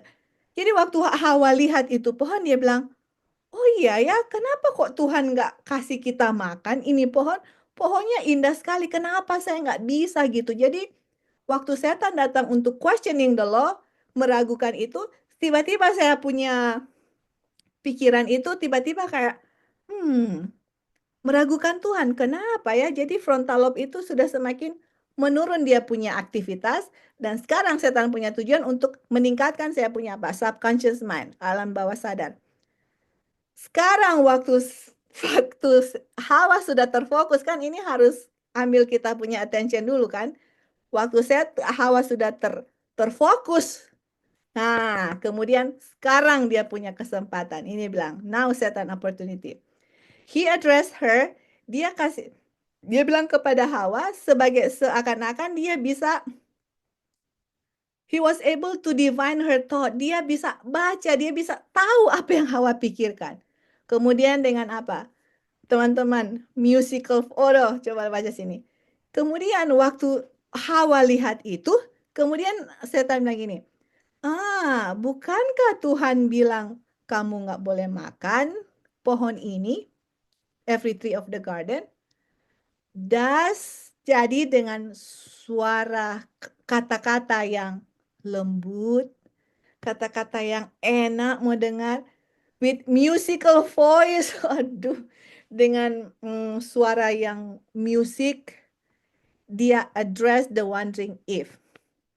Dia bilang kepada Hawa dengan apa? Musical voice, soft, pleasant. Makanya salah satu media yang setan gunakan itu dengan lagu-lagu, teman-teman.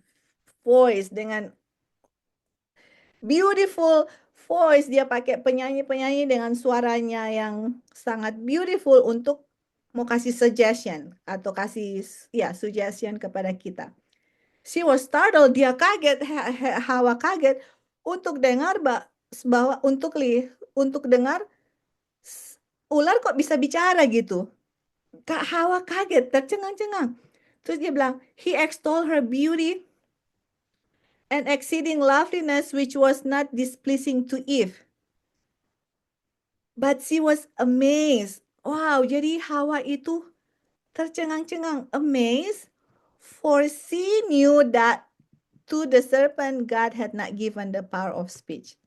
Jadi Hawa tercengang-cengang karena dia bilang, loh, kenapa ular itu bisa berbicara? Tuhan nggak pernah kasih kuasa untuk ular ini berbicara, tapi kita tahu bahwa setan menggunakan ular untuk berbicara, sesuatu yang menarik, yang the most beautiful creature dari binatang-binatang itu adalah ular, dan setan gunakan itu dan berbicara melalui ular itu sampai Hawa itu tercengang-cengang gitu loh, dengar suara kok bisa ular berbicara. Dan kemudian if curiosity was aroused, dia punya curious ya, mau tahu, dia dia punya curiosity aroused, dia punya keingintahuan itu timbul. Dan bukannya dia lari dari tempat itu, she listen. Dia dengar. Oke, sekarang hold on. Bukankah setan mau kita di hipnotism itu setan mau kita fokus? Kemudian waktu kita fokus, kita punya frontal lobe itu berkurang, dia punya aktivitas. Kemudian waktu frontal lobe-nya itu berkurang, dia kasih apa? Suggestion. Dia kasih, ya suggestion. Dan dia bilang, waktu dia kasih suggestion, ini yang terjadi adalah apa? Hawa listen to hear a serpent talk. Jadi Hawa dengar apa yang ular itu berbicara. It did not occur to her mind that it might be the fallen foe. Jadi dia nggak timbul di pikirannya mungkin ini adalah setan, nggak terpikir sama dia. Using the serpent as a medium, menggunakan ular itu sebagai medium. Ini sangat penting teman-teman. Setan mau datang ke kita, dia kan nggak datang menunjukkan dirinya. Oh, ini kita setan. Kalau dia begitu, ya semua orang akan lari, nggak mau untuk setan datang ke dia. Amin, nggak mau kita karena dia tahu itu setan. Tapi setan selalu harus gunakan medium. Di Taman Eden dia gunakan ular, di taman kita dia gunakan anything. Social media, music, movie, games, anything teman-teman sebagai medium untuk mau hipnosis kita untuk jatuh.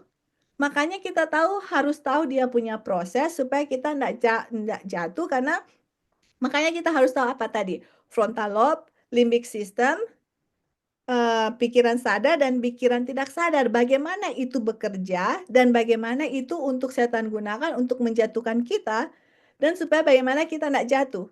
Dan dia bilang, it was Satan that spoke. Itu setan yang berbicara, bukan serpent. Jadi ular itu dia nggak bisa berbicara.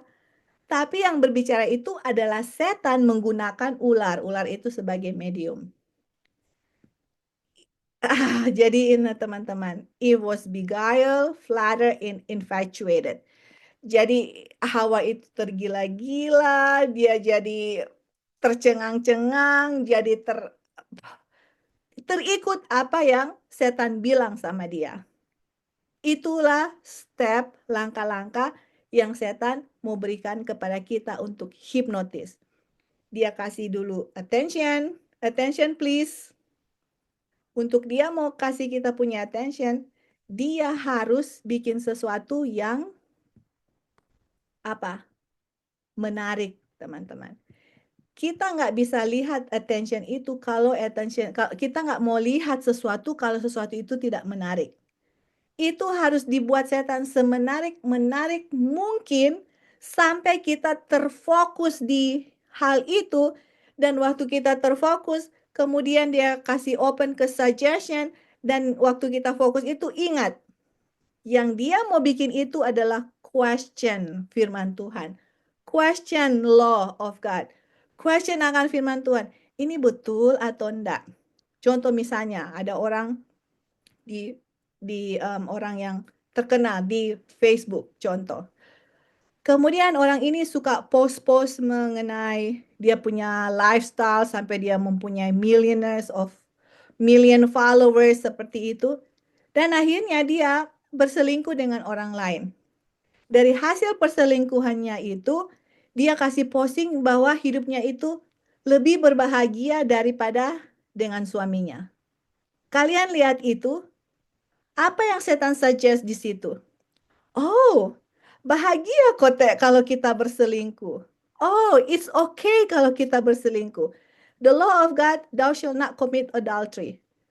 Yang dia kasih itu questioning the law of God. Kalau kita obey sama firman Tuhan, itulah kita punya real happiness. Itu kan yang Ellen White bilang.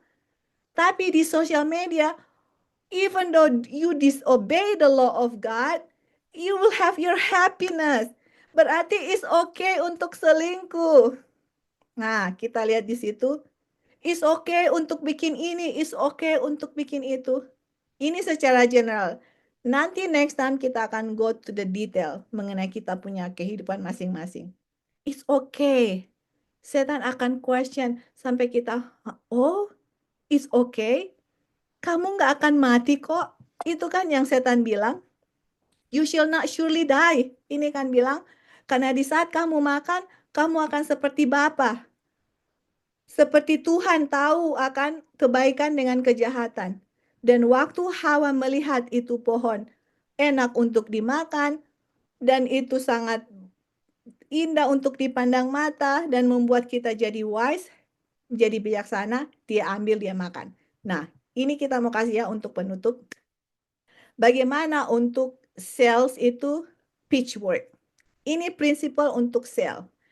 Jadi kalau orang mau sell, mau jual sesuatu, harus ada setidaknya 3 hal, 3 yes untuk bisa jual barang. Misalnya dia mau dijual mobil kan, dia mau jual mobil. Makanya untuk salesman dia harus tanya, oh kamu mau cari mobil apa? Oh saya mau baru punya anak, saya mau cari mobil yang, saya bukan punya anak, saya sekarang sudah punya 3 anak, jadi saya mau cari mobil yang bisa muat untuk 5 orang. Oh oke, 5 orang. Kemudian di mobil itu kita mau kayak ada truk di belakang supaya kita bawa barang-barang. Oh oke. Dan kemudian kalau bisa mobilnya warna hitam. Oh oke. Jadi waktu jadi orang yang datang mau beli mobil itu talk kepada salesman, kemudian salesman bilang, oke, kamu mau punya mobil yang ada 5 passenger atau ada 3 anak dengan 2 di depan, kamu mau yang ada truk di belakang, kamu mau yang warna hitam, oke, I got it. Sekarang ini dia punya mobil. Kamu suka ini? Waktu orang lihat itu mobil itu ada 5 passenger, dia punya tempat duduk, di belakang itu ada seperti truk yang mereka bisa taruh barang-barangnya dan warnanya hitam. Teman-teman, orang ini willing to pay. Waktu dia lihat ini mobil, waduh, sesuai dengan saya punya kebutuhan dan kemauan. Ada 5 tempat duduk, ada truk di belakang, warna hitam lagi. Apapun yang dia lihat itu yang sesuai dengan keinginannya, whatever you fall in love with, kamu akan willing to pay. Kita akan willing to pay. Kita akan willing untuk mau bayar berapapun yang dijual orang itu. Kita akan ambil itu mobil karena mobil itu sesuai dengan apa yang saya inginkan. Jadi, why did he sell pitchfork? Kenapa ini orang ini bisa jual dia punya mobil? Karena kita punya otak, kita punya otak ini mau senang. The brain wants to be happy. Kita punya brain wants to be right. Maunya kita benar. Kita punya brain itu wants to be secure. Kita punya brain itu wants what it doesn't have. Oh, jadi mobil ini warna hitam, tapi kalian lihat dia punya interior. Oh, dia punya interior ini ada di belakang itu ada televisi yang anak-anak bisa lihat, ada meja tulis, ada ini, ada ini. Jadi, oh wow, kita akan bayar apapun itu karena kita punya brain wants what it doesn't have. Jadi apa yang kita nggak pikir, terus ditawarkan, oh kita mau gitu. Karena kita mau sesuatu yang kita nggak ada. Itu pikiran, itu kita harus tahu kita punya pikiran seperti itu. Di saat setan kasih semuanya ini, kita akan, di saat setan, oh kamu punya brains more happy, I'll give it to you.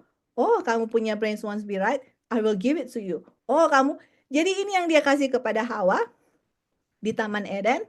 Dan ini yang dari otak ini ya, dia punya happy, dia mau jadi benar, mau secure, dan dia kasih apa yang kita punya brain mau, apa yang kita tidak punya. Ini teman-teman, good for food, happy. Wow, ini enak sekali. Wow, saya mau be happy. Good for food. Pleasant to the eyes. Waduh, enak sekali. Desire to make one wise. Ini kita punya otak ini mau apa yang kita nggak punya. Kalau setan bilang, oh kamu akan menjadi bijaksana, kita mau jadi bijaksana. Jadi waktu wanita itu lihat makanan itu enak, itu di pemandangannya itu sangat delicious atau pleasant, sangat enak, ini makanannya good, dia mau desire untuk mau sesuatu yang dia nggak punya. 3 hal ini yang setan tahu di otak kita ini, Kalau dia dapat 3 ini, dan kalau kita mau 3 ini, I'm willing to sacrifice the law of God untuk ikut ini. Oke? Yang penting saya happy. Yang penting saya secure. Saya punya rumah. Saya punya pekerjaan. Saya nggak menderita. I'm happy. I wanna be right. Oh, kalau kita bikin ini nanti nggak jadi ini kan, begini, begini, dan seterusnya. Oh, saya mau sesuatu, saya mau mempunyai sesuatu yang saya nggak punya. Di saat seperti itu, teman-teman, setan sodorkan itu, kalau kita punya pikiran tidak dibentengi dengan firman Tuhan, I am willing to sacrifice, saya akan mau untuk mengorbankan apapun itu. Even saya harus disobey God untuk saya dapat 3 itu karena saya punya otak. Mau 3 itu. Kenapa? Karena saya sudah dihipnotize. Hipnosis. Saya lihat sesuatu yang enak. Conscious kita punya subconscious mind. Enak itu. Menggunakan kita punya emosi. Menggunakan kita punya feeling. Kita punya perasaan. Tapi kita punya conscious mind ini yang ada firman Tuhan itu diturunkan dia punya aktivitas, diturunkan dia punya critical thinking. Sudah nggak berpikir lagi. Jadi sometimes kalau semua dapat dia punya itu, kita sometimes pikir, kita bisa bayar nggak ya ini mobil? Ini mobil kemahalan atau enggak? Biar mahal yang penting kita dapat. Kita punya brain wants to be happy. Akhirnya waktu kita beli mobil itu, kewalahan untuk bayar mobil itu. Dan apakah kita bahagia? Mungkin 1-2 kali 1 minggu pakai mobil baru, senang. Tapi di saat sudah mau bayar, kita apa? Menderita. Nah, itulah yang setan mau tawarkan. Yang penting enak saat ini, at this time. Kita punya subconscious mind, nggak pikir jangka panjang. Dia mau pikir kita punya subconscious nggak pikir, oh nanti di future-nya bagaimana. Enggak, dia nggak peduli. Yang penting sekarang ini gitu loh. Dan di saat setan dapat kita sekarang ini, good for food, pleasant to the eyes, menyenangkan kita, mendapatkan sesuatu yang kita belum dapat sebelum itu, disitulah kita punya apa teman-teman? Kita punya kejatuhan. Dan akhirnya waktu Hawa jatuh, the next step adalah Adam. Kita lihat dia punya proses. Nah, kita punya influence juga, bisa kita punya pengaruh. Saya, istri, bisa mempengaruhi suami. Suami bisa mempengaruhi istri. Orang tua bisa mempengaruhi anak-anak. Atau anak-anak bisa influence the parents gitu. Sekarang kita sudah tahu bagaimana cara frontal lobe dengan conscious mind dengan unconscious mind itu bekerja. Kita sudah tahu medium apa yang setan akan gunakan untuk menghipnotize kita. Dia gunakan medium, teman-teman. Dia gunakan anything untuk menghipnotize kita. Di saat kita punya fokus tidak kepada Tuhan Yesus, tetapi fokus terhadap medium yang setan sodorkan, dia akan buka suggestion. Di saat suggestionnya dikasih, kita punya frontal lobe, menurun dia punya aktivitas. Itu the law of God sekarang question di kita punya pikiran. Ini benar atau enggak? Apakah Tuhan enggak mau saya bahagia? Atau kalau menurut Tuhan apakah saya akan bahagia kira-kira? Apakah Tuhan akan provide saya punya kebutuhan atau enggak gitu loh. Jadi padahal firman Tuhan bilang, seek ye the first the kingdom of God, dan seterusnya kebutuhan kamu akan dipenuhi. Setan datang, apa benar seperti itu? Jadi dia akan mengusulkan semua yang bertentangan dengan firman Tuhan, tapi dia bikin question mark. Dia bikin pertanyaan dulu. Untuk kita reason sama dia, untuk kita ragu akan firman Tuhan, dan tiba-tiba saya punya subconscious mind yang mengontrol kita punya conscious mind, kita punya frontal lobe. Dan akhirnya yang terjadi adalah apa? Kita punya king, kita punya raja, di kita punya frontal lobe itu yang adalah kehendak. Akhirnya kehendak apa, teman-teman? Disubdue. Kita punya kingly power, kita punya yang ada di kita punya frontal lobe yang mengambil keputusan, akhirnya dia kalah, dia tidak menang, dia ikut setan punya suggestion. Itulah cara bagaimana setan mengikat kita punya strongman yang ada di kita punya tubuh ini. Kita punya strongman itu adalah kingly power, adalah kita punya kehendak. Dia harus turunkan semua aktivitas di frontal lobe yang ada kingly power ini, dia harus turunkan dengan cara hipnotis. Kemudian firman Tuhan itu akan dipertanyakan di sini, ragu-ragu, dan dia di saat kita sudah ragu-ragu, dia akan kasih dia punya suggestion A, B, C. Dan kita akan ikut suggestion itu. Kenapa? Saya mau be happy. Siapa yang mau menderita? Are you kidding me? Kita mau menderita? Kalau ikut Tuhan, kita akan menderita. Kita akan begini, kita akan begini. Jadi setan akan kasih semua yang ada di subconscious mind itu untuk kontrol kita punya subconscious mind. Akhirnya semua firman Tuhan di pikiran kita ragu, kita pertanyakan, dan kita ikut apa yang setan bilang. Makanya itulah sebabnya sangat penting untuk apa teman-teman? Kita punya pikiran itu diisi oleh firman Tuhan, diisi oleh ayat hafalan, diisi oleh menyanyi lagu-lagu rohani. Karena kalau tidak, saya akan dihipnotis dengan semua yang ada di depan mata saya. Dan akhirnya saya akan ikut suggestion yang dikasih oleh setan melalui kita punya subconscious mind. Dan akhirnya kita punya subconscious mind atau limbic system yang akan terkontrol dan kita akan jatuh. Seperti itu. Itulah cara setan untuk mengalahkan kita. Next time kita akan lihat bagaimana Yesus menang terhadap hipnotisme yang setan kasih kepada Yesus. Dan kita akan baca teman-teman kutipan-kutipan di Ellen White. Apa kira-kira, kan tadi kita sudah kasih toh yang contoh-contoh lah, movie, iya kan, games, atau musik, anything. Kalian akan lihat next time, kita akan kasih dari kutipan Ellen White. Apa yang mempengaruhi kita punya otak, teman-teman? Apa yang membuat kita punya conscious mind lebih mengambil keputusan daripada kita punya conscious mind? Subconscious, kita punya apa kira-kira? Dan banyak sekali kutipan Ellen White yang bahasa Inggrisnya benumb the mind, becloud the mind. Itu semua kalau kalian baca cari kutipan Ellen White, becloud the mind, benumb the mind. Itu akan mempengaruhi kita punya critical judgment, itu akan menurun. Kita punya king itu akan lemah, teman-teman. Dan nanti akhir dari pembahasan ini adalah bagaimana kita bisa kecurahan Roh Kudus tanpa batas. It's gonna be the end. Apa hubungannya dengan semua yang kita belajar dari pertama. Makanya buat saya pelajaran ini sangat-sangat penting karena dari sini kita bisa melihat strategi setan dan bukan saja mempelajari strategi setan, bagaimana kita bisa menang. Karena Yesus bilang, mereka yang menang, I will sit with them. They will sit with me in my throne.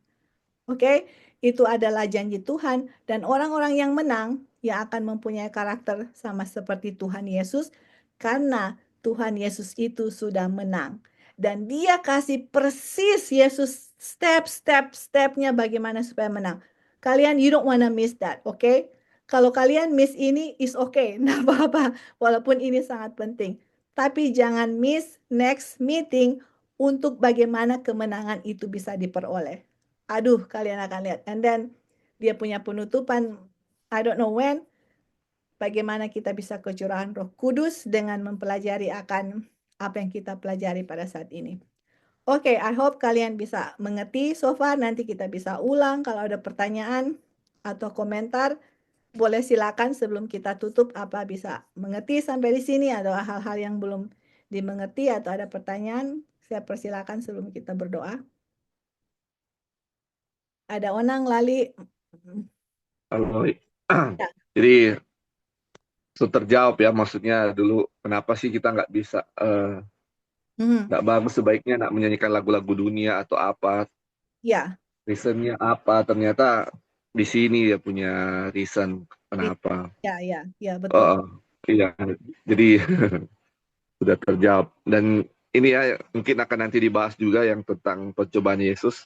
Ya, ya, Kalau ada. misalnya Yesus sudah 40 hari nggak puasa, nggak makan dan minum, Mhm. sebagai manusia pasti fokusnya di roti, di makanan. Yes, Harusnya gampang sekali subconscious mau mind, Ri. dihipnotis kalau Subconscious. Kalau nggak makan kan iya, subconscious kan lapar gitu. iya, iya. Brainnya mau Dan makan, iya, iya. Harusnya gampang sekali itu mau oh ya, dihipnotis kalau begitu. setan Mudah bilang, oh sekali. gampang sekali Yesus karena dia punya, Iya, ya kalau iya, harus iya. susah sebenarnya. Ya, go ahead Ya, terus. makanya nanti kita akan lihat dia punya solusi seperti apa. Tapi Mhm, mungkin kalau mau lihat dari ini firman Tuhan sih, kita punya fokus di apa, mhm. itulah yang akan sebagai seperti pedang, firman Tuhan adalah pedang untuk melawan Yes, kuasa setan. absolutely. Ya, mungkin aja itu aja. Iya, Li. Ya, thank you. Makanya kita harus tahu firman Tuhan, dibentengi firman Tuhan setiap hari, karena Yesus menang hanya dengan firman Tuhan itu. Nggak ada cara lain. Nggak ada, teman. Nanti kita baca. Waktu kita baca Tuhan Yesus, waktu dia dicobai, kita nangis, teman-teman. Kenapa? Karena saya nggak seperti itu gitu. Yesus seperti itu, dia menang. Kita bilang, aduh Tuhan, kita punya subconscious mind yang ternyata selama ini yang kontrol kita gitu loh. Takut nanti ini. Itu kan kita punya limbic system, semua emosi, feeling gitu. Nanti kalau nggak makan, kelaparan, nggak ada tempat tinggal, itu semua conscious mind. Itu yang setan bilang. Kalau kamu ikut Tuhan, kamu nggak makan, itu kapan teman-teman? Sunday law. Betul toh? Nggak boleh jual makan. Kamu mau turut hukum Tuhan atau enggak? Nah, itu dia. Nah, itu nanti akan ke situ nanti ini pelajaran. Tapi kalau kalian teman-teman mengerti akan frontal lobe, limbic system, conscious mind, pikiran sadar, pikiran bawah sadar, bagaimana kita dihipnotize, itu firman Tuhan kalian akan baca, akan terbuka dan akan tahu, oh ini setan lagi gunakan subconscious mind. Oh ini lagi Yesus lagi berjuang dengan dia punya frontal lobe. Oh, jadi kalian akan tahu dia punya anatomi, fisiologinya itu gimana. Nah, ini physiology of sin. Bagaimana jatuh dalam dosa. Ini dia, di otak kita itu di mana? Bagaimana itu terjadi? Next, physiology of victory. Bagaimana menang terhadap setan gitu. Kalau kita tahu setan punya trik sekarang ini, kita harus tahu bagaimana Yesus benang terhadap triknya setan. Bagaimana Yesus tidak terhipnotis oleh setan. Oke, oleh strategi setan. Oke, thank you Li. Ada lagi?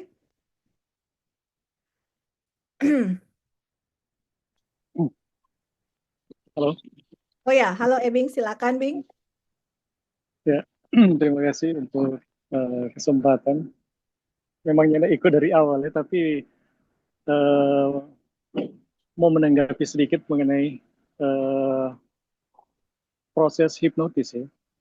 Sebenarnya Tuhan juga menggunakan hipnotis sebenarnya. Prinsip hipnotis, bagaimana sesuatu yang ditanamkan dengan sangat baik itu ketika dia betul-betul masuk ke pikiran bawah sadar. Mhm.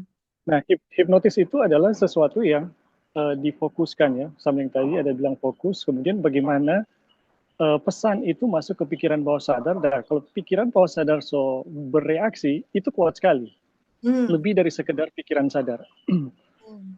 Nah, sebenarnya itu terjadi juga di pihak Tuhan. Kalau teman-teman pernah baca kutipan Ellen White yang bilang, ada hukum yang mengikat kita secara intelektual maupun secara spiritual, yaitu dengan memandang engkau akan diubahkan. Nah, hukum ini berlaku entah itu kebaikan maupun kejahatan. Mhm. Sesuatu yang kita ulang-ulangi, ya, yang kita renung-renungkan, itu akan menjadi bagian dari diri kita atau menjadi kenyataan di dalam diri kita. Mhm. Nah, sebenarnya itu kalau orang lihat ya, kita lihat itu kutipan-kutipan itu, sebenarnya itu prinsip hipnotis. Contoh juga ya, contoh yang lain juga adalah misalnya dalam pendidikan anak. orang tua akan sangat gagal ketika komunikasinya itu begitu kritis terhadap anaknya. Dia mau sampaikan pesan yang baik, tapi begitu kritis, begitu menekan, itu pasti gagal. Kenapa gagal? Karena dia tidak akan masuk, sulit masuk ke pikiran bawah sadar. Tapi kalau orang tua yang lemah lembut, ya, penarikannya menarik, itu cepat sekali pesan-pesan yang disampaikan, entah itu salah atau benar, itu pasti jadi. Jadi betul, no, memang apa yang tadi disampaikan bahwa ada prinsip hipnotis, ya, bagaimana setan mempengaruhi manusia sehingga jatuh. Itu dia fokus dulu, kemudian dengan suara, dengan warna, karena memang suara dan warna itu sangat menggugah emosi atau pikiran bawah sadar untuk bereaksi, sehingga itu akan menjadi kenyataan, ya. Nah, ini sebenarnya terjadi juga di pihak Tuhan. Di pihak Tuhan, misalnya, kenapa Tuhan menginginkan kita pergi ke alam, ya, melihat pemandangan alam? Sebenarnya hal yang sama itu terjadi. Atau kemudian misalnya, kenapa kita pagi-pagi, alangkah baiknya kita merenungkan tentang Tuhan di pagi hari, apalagi pas baru bangun tidur. Itu sebenarnya prinsip hipnotis. Bagaimana sebuah pesan yang sangat baik dari Tuhan, yaitu firman Tuhan, itu betul-betul ditanamkan dan menjadi bagian kita. Pas bangun pagi, ya, pikiran kita itu bukan pikiran sadar, teman-teman, tapi itu adalah pikiran bawah sadar. Itu langsung diisi dengan renungan pagi. Ya. Oh, ini luar biasa. Firman Tuhan yang direnungkan di saat-saat seperti itu, ya, saat sangat tenang, baru sadar, wah, itu kuat sekali, dia akan mengendap daripada kita udah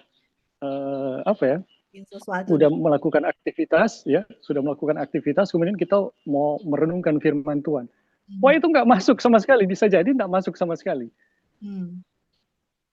Itulah sebabnya, teman-teman, kenapa kita diajak, ya, untuk merenungkan firman Tuhan itu pagi-pagi, taat teladan Yesus, pagi-pagi benar dia berdoa, pagi-pagi benar dia merenungkan firman. Sebenarnya ini adalah prinsip bagaimana sebuah pesan yang Tuhan mau tanamkan itu berhasil. Dan sebenarnya ini adalah hukum alam, ya, hukum alam. Bagaimana setan mempengaruhi manusia, ya, untuk mengikuti dia, ya, atau jatuh gitu. Sebenarnya setan hanya menggunakan hukum alam. Hukum alam yang ada. Setan tidak bisa menggunakan sesuatu yang tidak disepakati, ya, oleh Tuhan juga gitu. Nah, dengan mempelajari sebenarnya bagaimana cara setan, ya, cara setan menjatuhkan manusia, ya, kita akan tahu, ya, bagaimana menghindarinya. Nah, kita juga akan tahu sebenarnya Tuhan juga bekerja dengan cara yang sama gitu untuk membentuk kita. Kalau kita, ya, belajar firman Tuhan dalam kondisi yang tergesa-gesa, itu pasti gagal.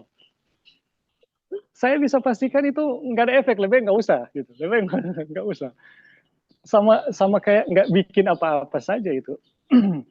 Tapi kalau firman Tuhan itu pas bangun dalam kondisi tenang, dalam kondisi yang kalau Ellen White bahasa itu contemplation, ya, contemplation. Dan poin dari contemplation itu adalah bagaimana kita menenangkan suara di dalam pikiran, Nah, teman-teman, ini adalah kalau kita belajar Ka'bah, kita belajar sekolah sahabat 2 kuartal lalu atau 3 triwulan lalu, ya. Bagaimana berdiam di hadirat Tuhan, ini menjadi puncak yang tertinggi sebenarnya bagaimana kita mengalami kuasa Tuhan. Mendiamkan suara di dalam pikiran kita. Karena selama kita masih ribut dengan suara-suara di dalam hati, kita sangat sulit untuk masuk ke dalam pikiran bawah sadar, ya. Dan di mana kita menutup Tuhan untuk tidak berbicara dengan kita. Padahal Tuhan mau sekali untuk berbicara dengan kita. Dan sebenarnya kesempatan bagi Tuhan untuk berbicara seperti dulu, ya, seperti dulu yang dia mau buat untuk kita saat ini, sebenarnya masih bisa, ya. Cara bagaimana nabi-nabi dulu bisa mendengarkan suara Tuhan, sebenarnya masih bisa. Kenapa sekarang begitu sulit untuk bisa jadi seperti itu? Ya, karena di dalam hati kita ribut. Di dalam pikiran kita ribut gitu. Kita terlalu dengan, kita misalnya baca satu teks Alkitab, tapi pikiran kita udah kemana-mana gitu. Kita meditasi Alkitab, kita lebih banyak mungkin mengkritik orang atau ini ribut di dalam batin kita itu ribut.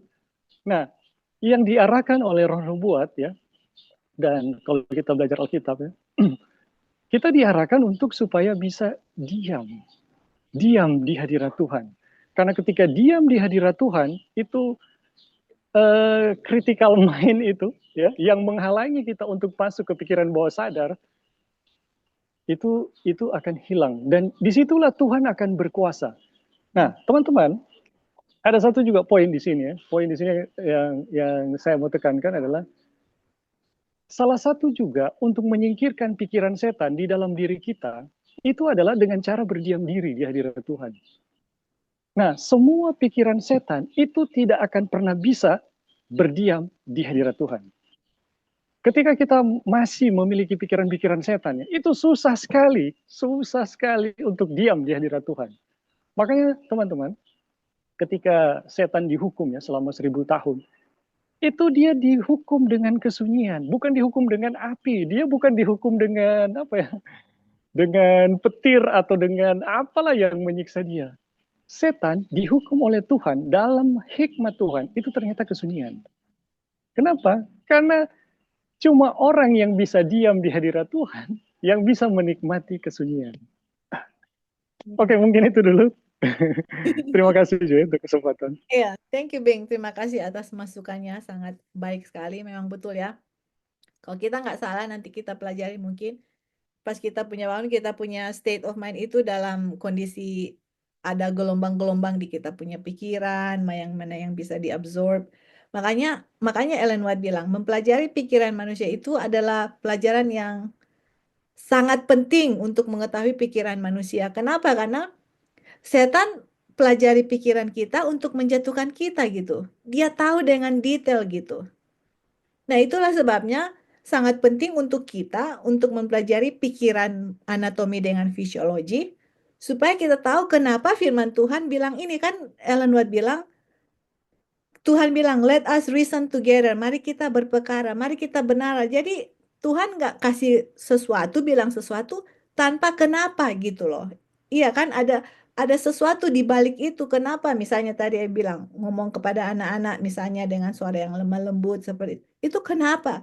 Kenapa bangun pagi sama seperti Yesus sudah pagi-pagi hari merenungkan firman Tuhan, berkomunikasi dengan Tuhan. Itu kenapa seperti itu gitu loh. Jadi kalau kita mungkin ya, sometimes mungkin I don't know, let's say kita nggak tahu in the past kenapa itu terjadi. Tapi kalau kita tahu secara anatomi dengan fisiologi apa yang terjadi di kita punya otak, kita akan cenderung melakukannya itu karena berdasarkan knowledge, pengetahuan yang kita tahu.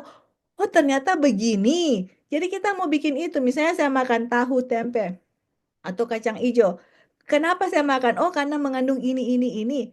Seperti itu, jadi Tuhan kasih reason. Kita manusia itu mempunyai pikiran yang bisa berreason, bernalar seperti itu. Berpikir kenapa seperti itu. Karena manusia diciptakan seperti itu. Nah kalau kita tahu yang cara setan hipnosis untuk menyatukan kita, kita juga harus tahu dengan tahu mengenai anatomi fisiologi di kita punya otak, kita tahu bagaimana kemenangan itu mutlak, pasti, guarantee 100% akan menang kalau kita ikut persis sama seperti yang Tuhan Yesus bikin. Selain daripada itu teman-teman, tidak ada guarantee untuk eternal life. Nggak bisa. Nggak ada, hopeless. Harus ikut Tuhan Yesus.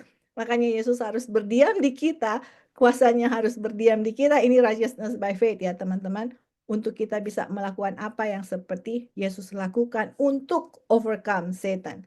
Dan bagaimana kita tahu apa pengaruh-pengaruh yang masuk di pikiran kita, apa pengaruhnya di otak kita. Dan kalau kita nggak stop bikin itu, kita nggak stop nonton video, nggak stop dengar lagu-lagu yang tidak sesuai dengan firman Tuhan, tidak stop ini itu, nggak bisa teman-teman. You cannot, karena subconscious mind, kita punya alam sadar itu akan terus-terus mau kontrol kita punya frontal lobe atau di kita punya pikiran sadar. But anyway, nanti kita lanjutkan, kita sudah way over time, tapi tidak apa-apa. Terima kasih teman-teman yang sudah join Bible study. Nanti kita lanjutkan minggu depan. Kita akan tutup kita punya Bible study dan kita akan